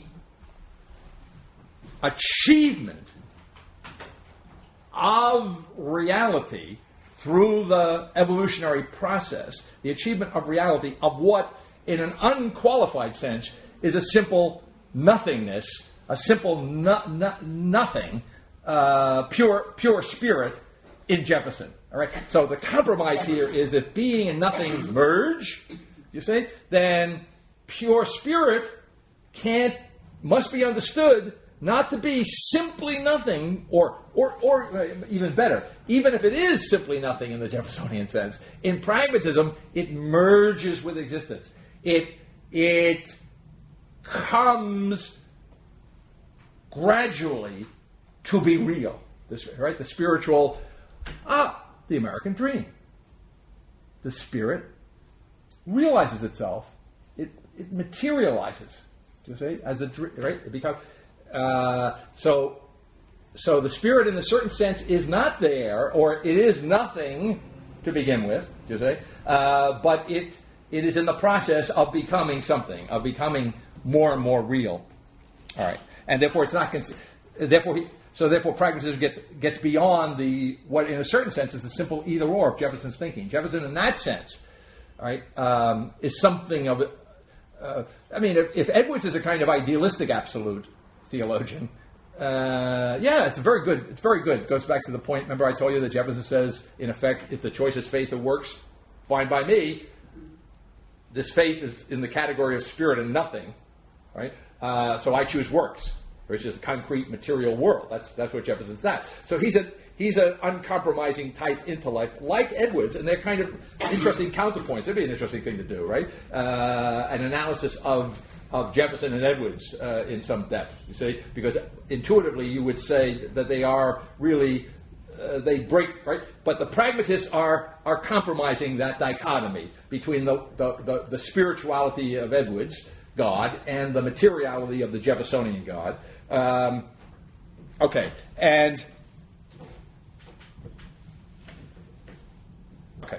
I made that point.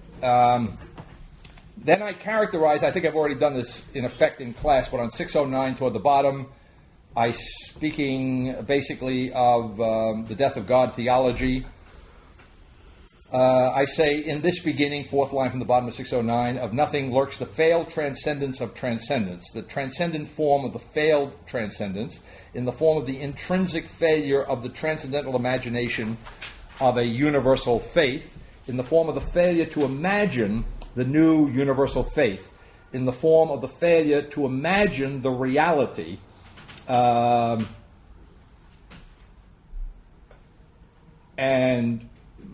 the way and dropping down on page 610 to the second paragraph, the beginning of the second paragraph, but to imagine the reality of a new universal faith for the first time is to imagine the transcendental imagination, to imagine imagination itself, to imagine the transcendence of the transcendental.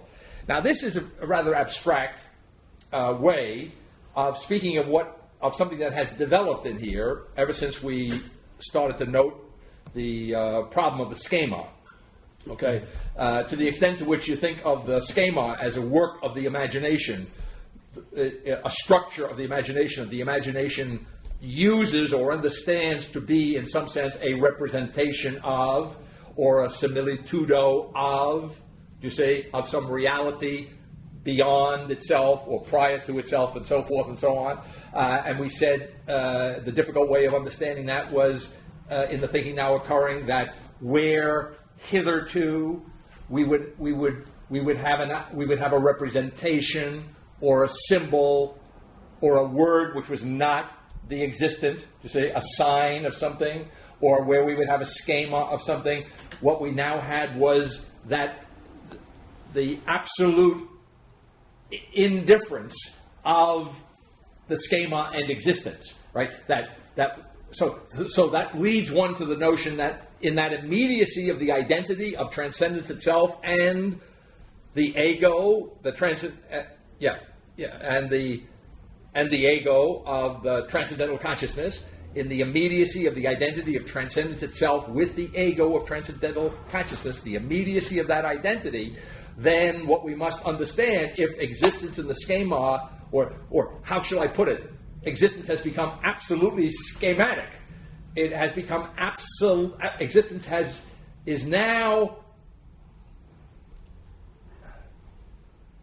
absolutely and essentially construct, and that in that immediacy, it's being constructed now for the first time. Right? That's you could say that's what the experience of the transcendental ego is. Anyway, so what I'm saying, so this is another way. This is the way I put it when I was writing this text. In effect, and you'll notice there that the way that somewhat paradoxical inability any longer to distinguish the constructive, creative aspect of consciousness from the object. Do you see? In other words, there is no pre-existent object. There is no. All right? But it's not just there's no pre-existent object in the sense of subjectivity, but in the sense of a transcendental objectivity, the non-pre-existent object is the identity of, as it were, a non-pre-existent ego. Or, to go back to the thing I highlighted at the beginning of the class, of that ego which is absolutely act. Do you see? And if it's absolutely act, then it lacks absolutely that kind of sameness, that kind of implicit selfness of the a priori ego of Husserlian transcendental subjectivity, which otherwise is creating, do you see, but not, it is not, the transcendental ego there is not incarnate. All right, you see, in other words, it holds back, it avoids, so to speak, I want to say it avoids creating itself in the process of creating the world. Do you see? Now, I want to say that, but then I have to slow the film down. I got to do a little parsing here, because the self that it's creating is not a self. In other words, the ego is created in its creation of the world, but not as a self, because to the extent to which we were dealing with, is there such a thing as self-creation? Well, I think probably there is. Go back to what we were talking about McDermott. He talks about we talk about a species-making species, and McDermott, or at least I say that McDermott says, and then I rule it out, talks about a self-making species, right? That man is the species making itself in the sense of self-making. Do you say? Whereas I want to refine the language and say man is the species making species. If you want to say the species is making the species that it is, I have no problem with that, as long as it's not a self-making. And why? Because to the extent to which it's a self-making, it's not a thoroughgoing creation. We just hung up a semantic. Mm-hmm. It's not a thoroughgoing creation of itself. There is a residuum, do you see, that doesn't change in order for it to otherwise change itself. So if one could imagine such a thoroughgoing making of itself, so that there was to begin with. There effectively never was a starting place in the past. The starting place is the absolute beginning here and now. You see, the beginning is absolutely here and now. And in fact, I speak of the beginning in somewhere in effect in those terms, right? So the beginning, as I pointed out to you, the guy who did the review of Faith and Philosophy, he hit on it on the basis of that book, but it's here in spades, that this is a philosophy beyond, as he could pick up from Faith and Philosophy, is beyond being and beyond nothing, or it's beyond being and nothing in that sense of where being and nothing are alternative aspects of one another, but it's not simply beyond. It's not simply beyond in the sense in which there is nothing but being, we could say that, but we say there is nothing but being in the form of beginning, or there's nothing but being for the first time. I guess that would bring it to the moment, right? There's nothing but being for the first time. So in that sense, there's absolutely no sameness. There's absolutely no self-sameness, therefore, you see? And therefore, so we have to be careful, how it sounds, but we understand, yes, the ego creates itself in creating the world, but it's not but it does so absolutely precisely because it's not a matter of self-creation. You see? And therefore, that takes us way back to the notion of this productive receptivity, right? That takes us back to this, what I think is very elusive here in the text, so to speak, and that is, well, what happened to God? I mean, where did God go, right? Where's the where? Okay? And so we attempt to deal with that, and one way of attempting to deal with that is to speak of the nearness of the divine as this existence, as received in the very act of production, or in the very productive act of the transcendental, the ego of a transcendental objectivity. Okay, we may be able to refine that a little bit in a bit here. All right. On page 611 at the bottom,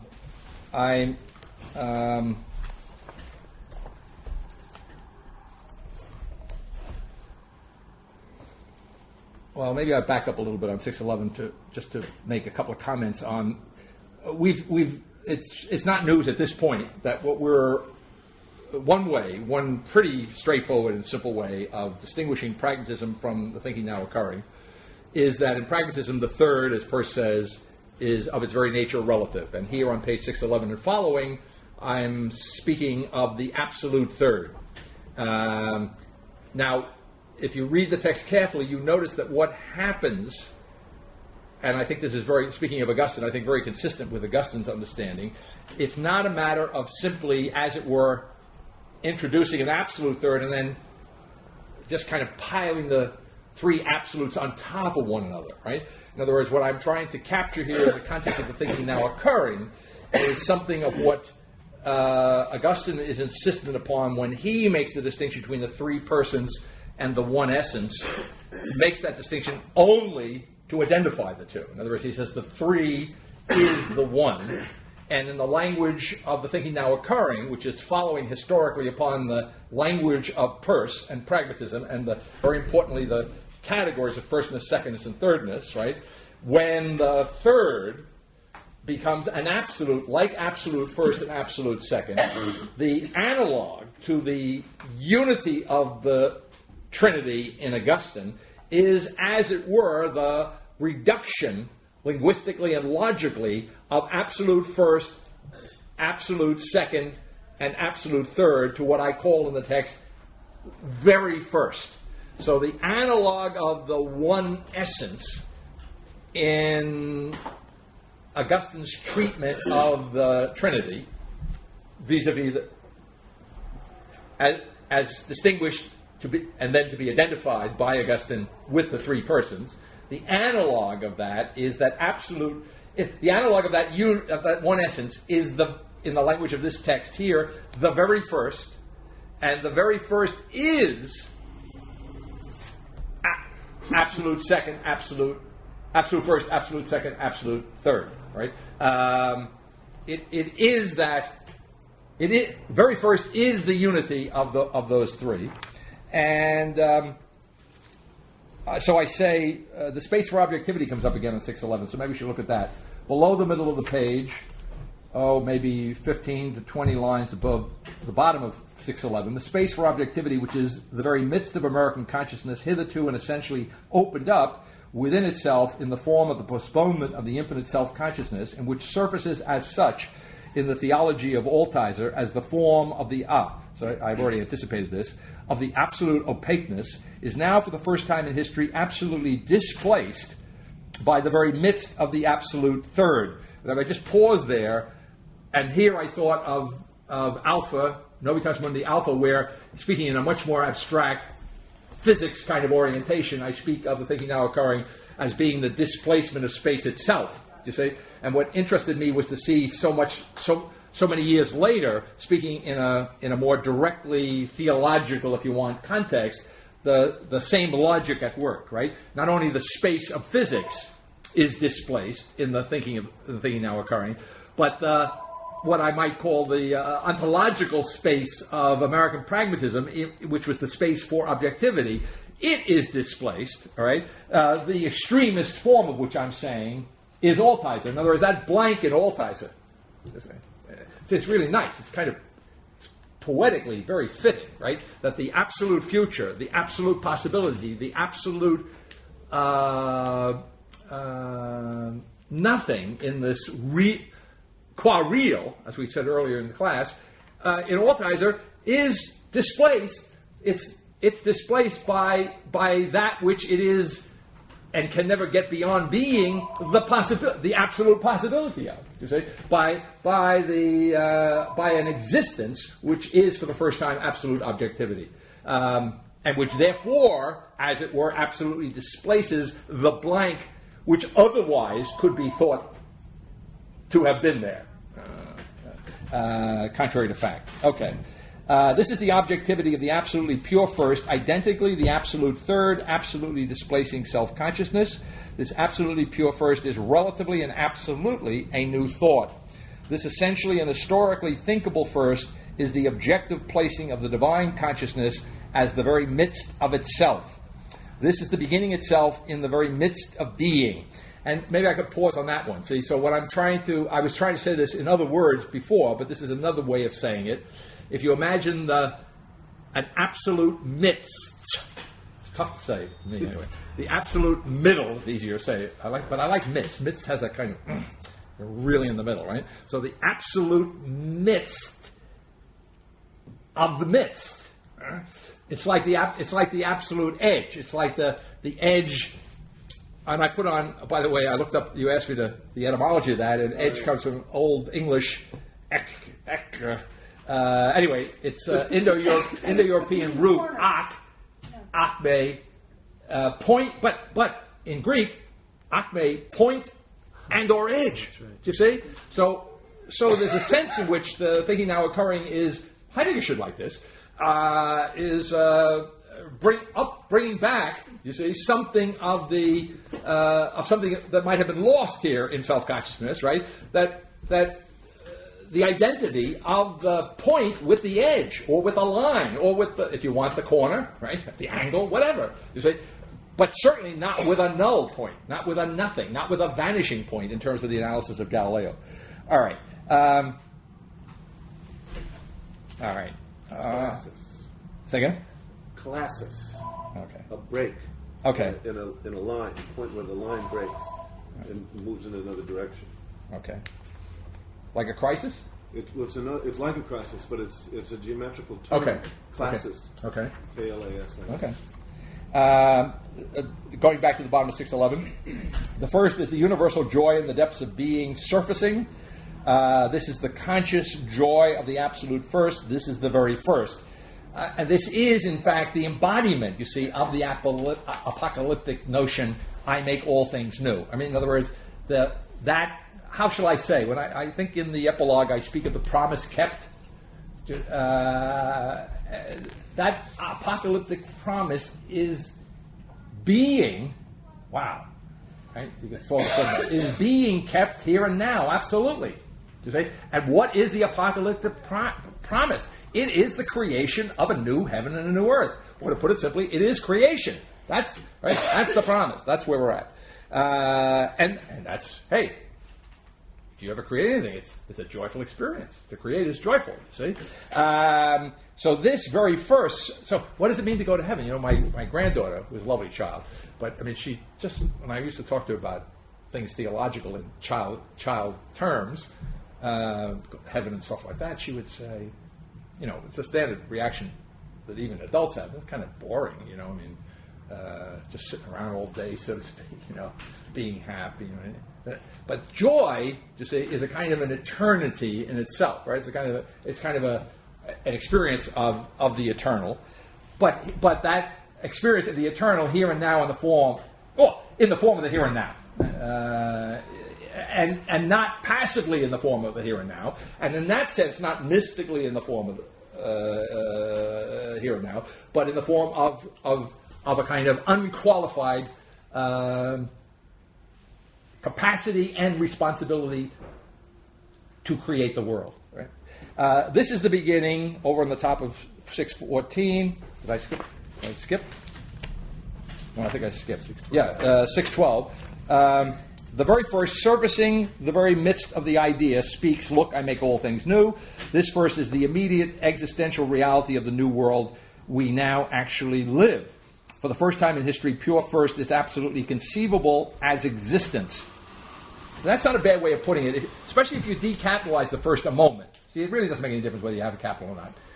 Capital emphasizes a certain thing, but the point is that existence, you see, is now absolutely conceivable in terms of a pure first, or in terms of the pure. That in that sense, the ego creating itself is not self-creation, because it's absolutely and purely first is what creation is all about. Firstness. So there is then, it goes back to the notion of the absolute midst, or as we've elsewhere put it in terms of discussion of the unum, or in terms of the absolute middle, or in terms of Persian thirdness, an absolute third, right? No longer merely relative, in some sense embraces, includes, is identified with, in absolute first, absolute second, absolute third, identified with very first, here and now. It is the realization of the absolute identity of objectivity and spontaneity. Otherwise translated into quasi-moral terms as a kind of perfect freedom of persons. Right? What is the relation between persons? The relation between persons is a perfect freedom for the first time, and therefore not a matter of being connected in a Marxian or even in a pragmatic sense, right? Or not a matter of being disconnected, and therefore not a matter of the whole issue of the which is important in the analysis of the death of God theology, of the alone, right?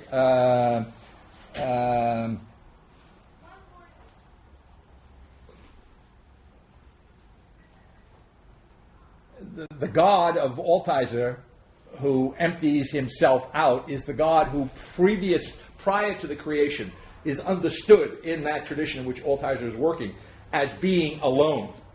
You see, in other words, is understood implicitly in terms of a self-other context. So the notion of absolute solitude, which, right, in other words, that aloneness has not gone away, but it has emptied itself out into the actual nothingness of our experience of the world here and now in the death of God theology, and we experience the presence of the absence of that God. But in other words, we experience that total presence is our experience through the gracious absolute self-negation of the Godhead, our experience of what? Of the aloneness of the Godhead. You see? So in a certain way, it's incarnational, except that it's a very negative form of the incarnation. You see, it's an experience of the aloneness, you see, of the solitude of the God before the creation has now entered into the creation, and so now we are faced with an absolute future, right? But because we are the embodiment of the God before the creation. Now I'm thinking of Peirce again. Because we are the embodiment of a spirit which is a mind which thinks nothing. Well, of course, all we know is an absolute future. In other words, of course, we think nothing. We don't think. It is, as it were. I have to be careful here. Or it's the blank as real, if I can put it that way. Okay.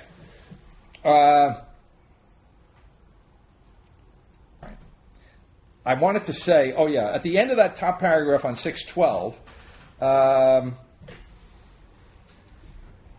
want to note this because it jarred me when I read it, and so I need to comment on it. About 4 lines to the bottom of the top paragraph on 612, I say, but not actually, I'm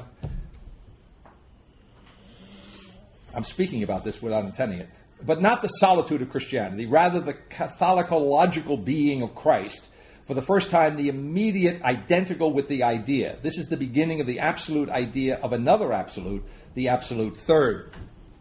What jarred me there was that I want to say that the death of God theology is the death of the idea of God. I think I have said that.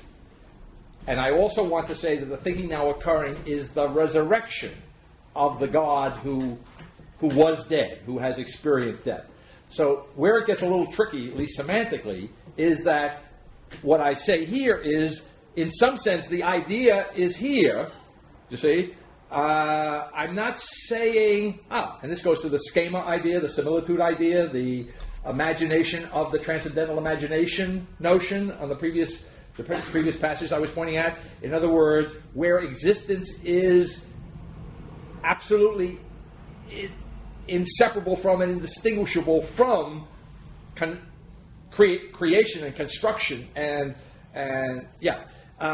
that point, the idea in the language of this part of the text is identical with the immediate. You see? Now, what I mean by that, all right, in other words, and this is where I think you need the qualification. And this is why it jarred me, because when I just can't help it. The first thing I think I'm going to think of ideas, I think of Hegel. I shouldn't. I should think of Descartes, or maybe I should think of Plato. But the first thing I think of is Hegel, because he made such an impression on me when it came to absolute idea. So it makes me nervous to say that the idea is identical with the immediate, right? But when I think a moment further, and I recall that in the meantime, that idea has been immersed in the pragmatic bath of time and space, when that ideal realization, you see, is in the process of coming about, the realization of that spiritual nothing that precedes the pragmatic creation, but nevertheless precedes it in such a way that it is realized by that creation. Then I'm less nervous about it, because so the truth of pragmatism is the creative role of our consciousness in the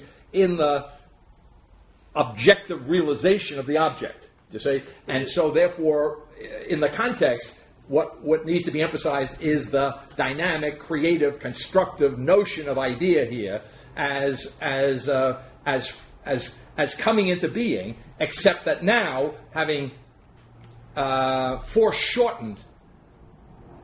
I forget how, in that little paper I gave last summer, which I put on my website, I forget how I phrase it, but I play with the thirdness in. I don't think I used the word abbreviation. That's it. So the thirdness in Peirce is this. It's every measurable point of time between the absolute first and the absolute second. And now I'm saying there's an absolute third, and what I want to say is that it includes, as it were, it unites. It is at one with absolute first and absolute third.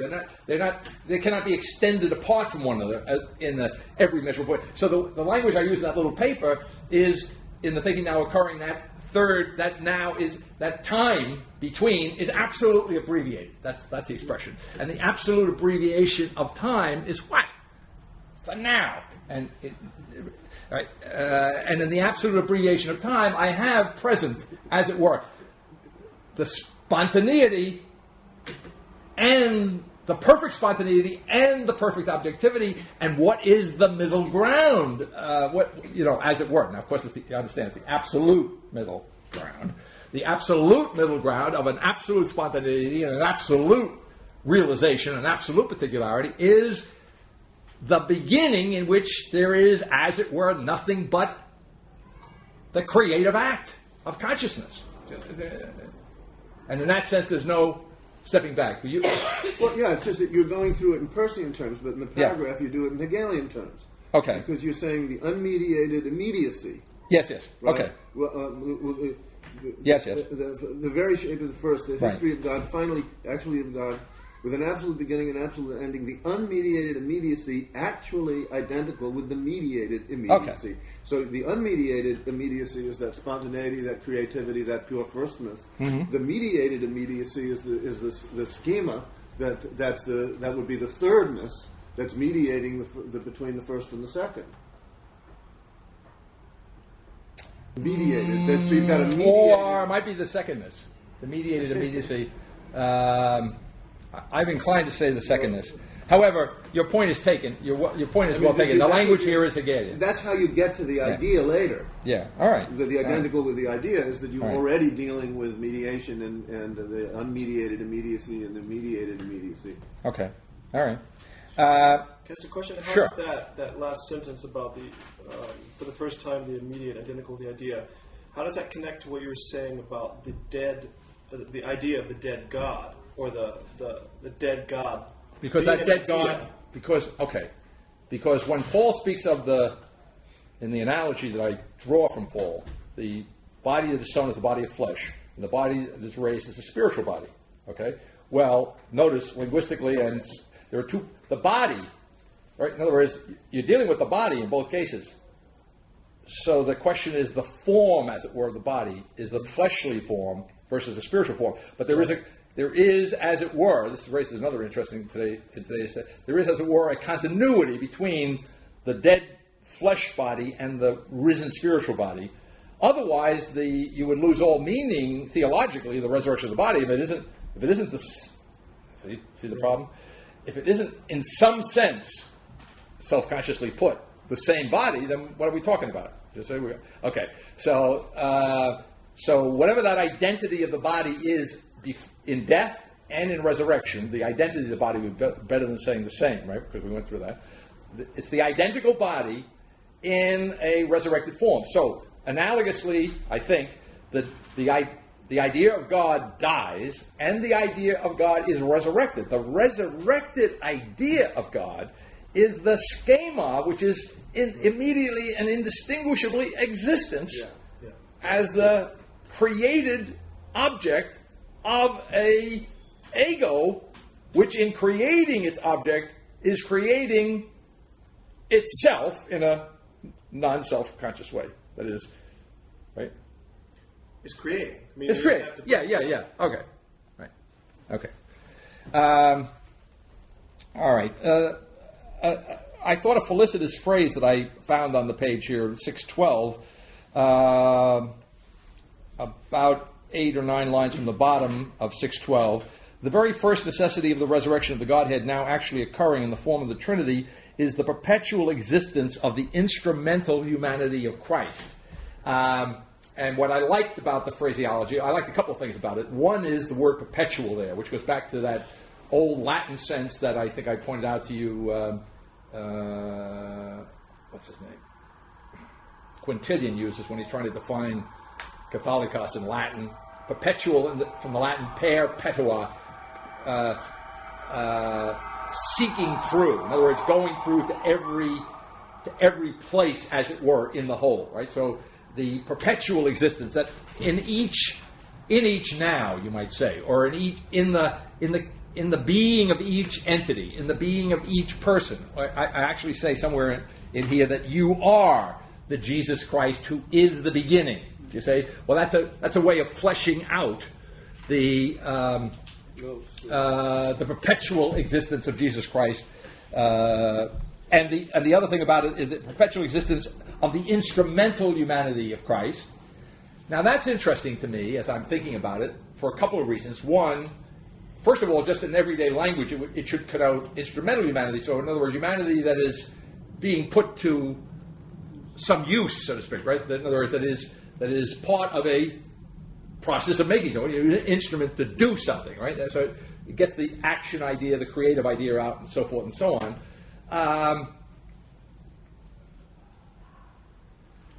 But it also opens up the question and leaves open the question. I don't want to leave it. I try not to leave this open. But there is it goes to this nearness of God idea. You see, in other words, it's the resurrected idea. I guess I want to say about this absolute nearness of the divine creator in this whole scenario, and I can now use the word scenario in a very constructive sense,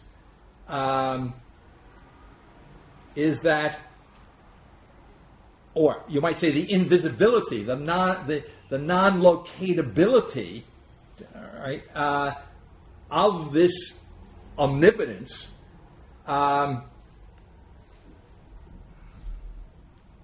The non-locatability of this omnipotence is the created omnipotence, which is this absolute multiplication of existence, this absolute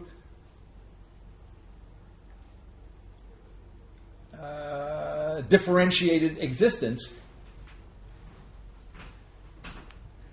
is, see, we can't say the presence. It's not there as an objective. I guess the divine omnipotence is there as this absolute requirement, this absolute imperative is the way I sometimes phrase it, to create. That absolute imperative to create might be the way in which we experience the creator in the context of thinking now occurring. Well, you say it when you have when you say you can't, I who can't say later, I can't call myself Jesus. I can. You cannot say I am Christ. Right. I'm nonetheless the Jesus Christ who is the beginning. Yeah. Okay. Now, the other thing I wanted to point out here on page 616 is a commonality between Peirce and Hegel. Remember I said the Americans are fuzzy Hegelians in a very positive and significant sense. And it goes to this whole idea, which we've kind of taken for granted here because we're playing off it, that the starting point of the universe is toward the fourth line from the bottom of 616, and really I'm just summarizing, I don't know whether I'm quoting or summarizing here, but in any event it's Peirce. Yeah, it's part of the quotation. The starting point of the universe, says Peirce, is God the creator, is the absolute first. The terminus of the universe, God completely revealed, is the absolute second. Every state of the universe, there it is, of the universe at a medical point in time is the third. But now I don't want to repeat what I just said about that. I want to say something different. What I want to point out is that is consonant with what I critique in the appendix to Faith and Philosophy in Hegel, that Hegel's notion of God as the beginning and the end, the Alpha and the Omega, is shared, deeply shared by Peirce. That's why we don't get rid of the subjectivity, even in the relative space for objectivity that distinguishes American consciousness, because both Peirce and Hegel think of God as the beginning of the universe, the beginning of the world, and the end of the world, the realization, you see. Whereas what I'm saying in the appendix to Faith and Philosophy is that God is the beginning and end of the beginning and the end of the world. You see? That there is I could say, speaking a little loosely, it's the beginning. God is the beginning and the end squared. Right? It's not. So God is not simply the beginning and the end of the universe as he is in Hegel or in the modification of Hegelianism that is American pragmatism. There is that transcendence of the creator to that, and it goes to the point I was just making. And that's why it's very difficult. But it's the notion that, I'm thinking of this, and what I called attention to in Peirce, that the God before the creation, so to speak, in Peirce, is then realized. And as I'm even saying this, I'm thinking that Altais is deeply Peircean, right? I'm saying that the spiritual God, the mind who can think nothing, is somehow or other that from which emerges the process in which the reality of that nothing comes to be, which is the inside out of nothing emerging into something real, right? So in the thinking now occurring, the beginning of the beginning, the beginning and end of the beginning and the end, the beginning and end of the beginning and end of the world, that notion of what I think Augustine would simply understand, and I point out somewhere, one of these texts, probably in Novitas Mundi, is a transcendence to the world that is probably unimaginable in modern self-consciousness, you say, and which, when it is imagined in modern self-consciousness, is imagined in the form of a pure negativity, as it is in Altizer. In other words, a God who is that transcendent to the world, so as to be able to be omnipotence creating ex nihilo, viewed, as it were, through the lens of an absolute self-consciousness, even modified as it is in American consciousness, to make that absolute self-consciousness a matter of evolutionary development, is nevertheless such an absolute transcendence is seen as a pure negative, and a negative that must negate itself, absolutely, and does so in the death of God, right? But in the thinking now occurring, that otherwise absolute transcendence is, as it were, the very identity, you see, of the participated omnipotence that constitutes existence in the context of the thinking now occurring, right? So it's the antithesis, in effect, of the absolute negativity of the God that must negate itself in order to be gracious to the creation, you see. I would say it's not even a matter of affirming itself, you see. It's more the matter of a God being itself, you see, as the absolute transcendence, which I want to say, I'm speaking loosely now. I get a little pedantic when I'm talking out loud, but I want to say something like, which is the proof positive, or the thinking now occurring as a participated omnipotence is the proof positive of the existence of an absolute omnipotence, a God who is absolutely transcendent with no negative connotations whatsoever, altogether beyond the question of negation and affirmation. The God who is here in fact. And so later on I say what? A God who omnipotence, the form of which in effect is sensibility, is sensible experience. Right? So we are in being sensible, and I mean that in every sense of but most particularly in the sense of sensible experience. God is there. So God is there in and as the appearance, as I say in an earlier chapter, not an epiphany, you see, but the phenomenon of existence. Existence qua phenomenon is the existence of God. Right? Something to that effect. Yeah. This is the first time this has struck me, but in a certain way it's kind of obvious. Okay. That the Protestant position from Luther through Altizer is a position which is struggling with the problem of authority, not in some simple later sense that we all talk about problem of authority, but in the sense of how can it be that there is a disharmony in relationship to the question of an absolute authority in relationship to being. So it reaches this extreme Sturm und Stress situation in Altizer, where all of that is brought to a head, and God himself has to kill himself, and God himself is the devil, and God himself is the great neurotic, and all of that. Whereas the Catholic position, in its ideal form,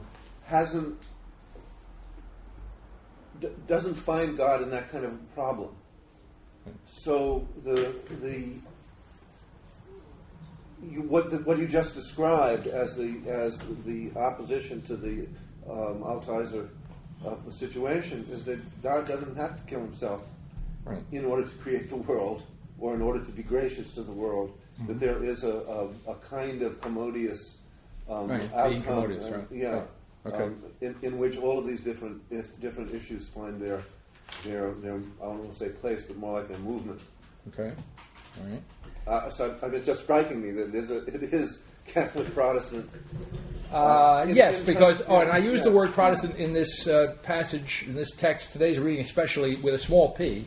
And the reason I'm using it with a small p is it's not a sectarian matter in any narrow sense, and not even simply a matter of Catholic versus Protestant in the modern sense. No, it's but it's the coincidence of Protestant Christianity with modern self-consciousness. Yeah. In other words, well, it's a problem of how can you rescue from this horrifying history of the last 600 years, and particularly the first few hundred years of that, when the form of European conflict was Catholic Protestant. How can you rescue from that the transcendent majesty of being itself, apart from all of that, whatever the politics, whatever the history, in that diminished sense. Yeah, and I do point out in Gamma that the thinking now occurring in the quasi-political sense is beyond the distinction of Catholic and Protestant with the capital C and capital.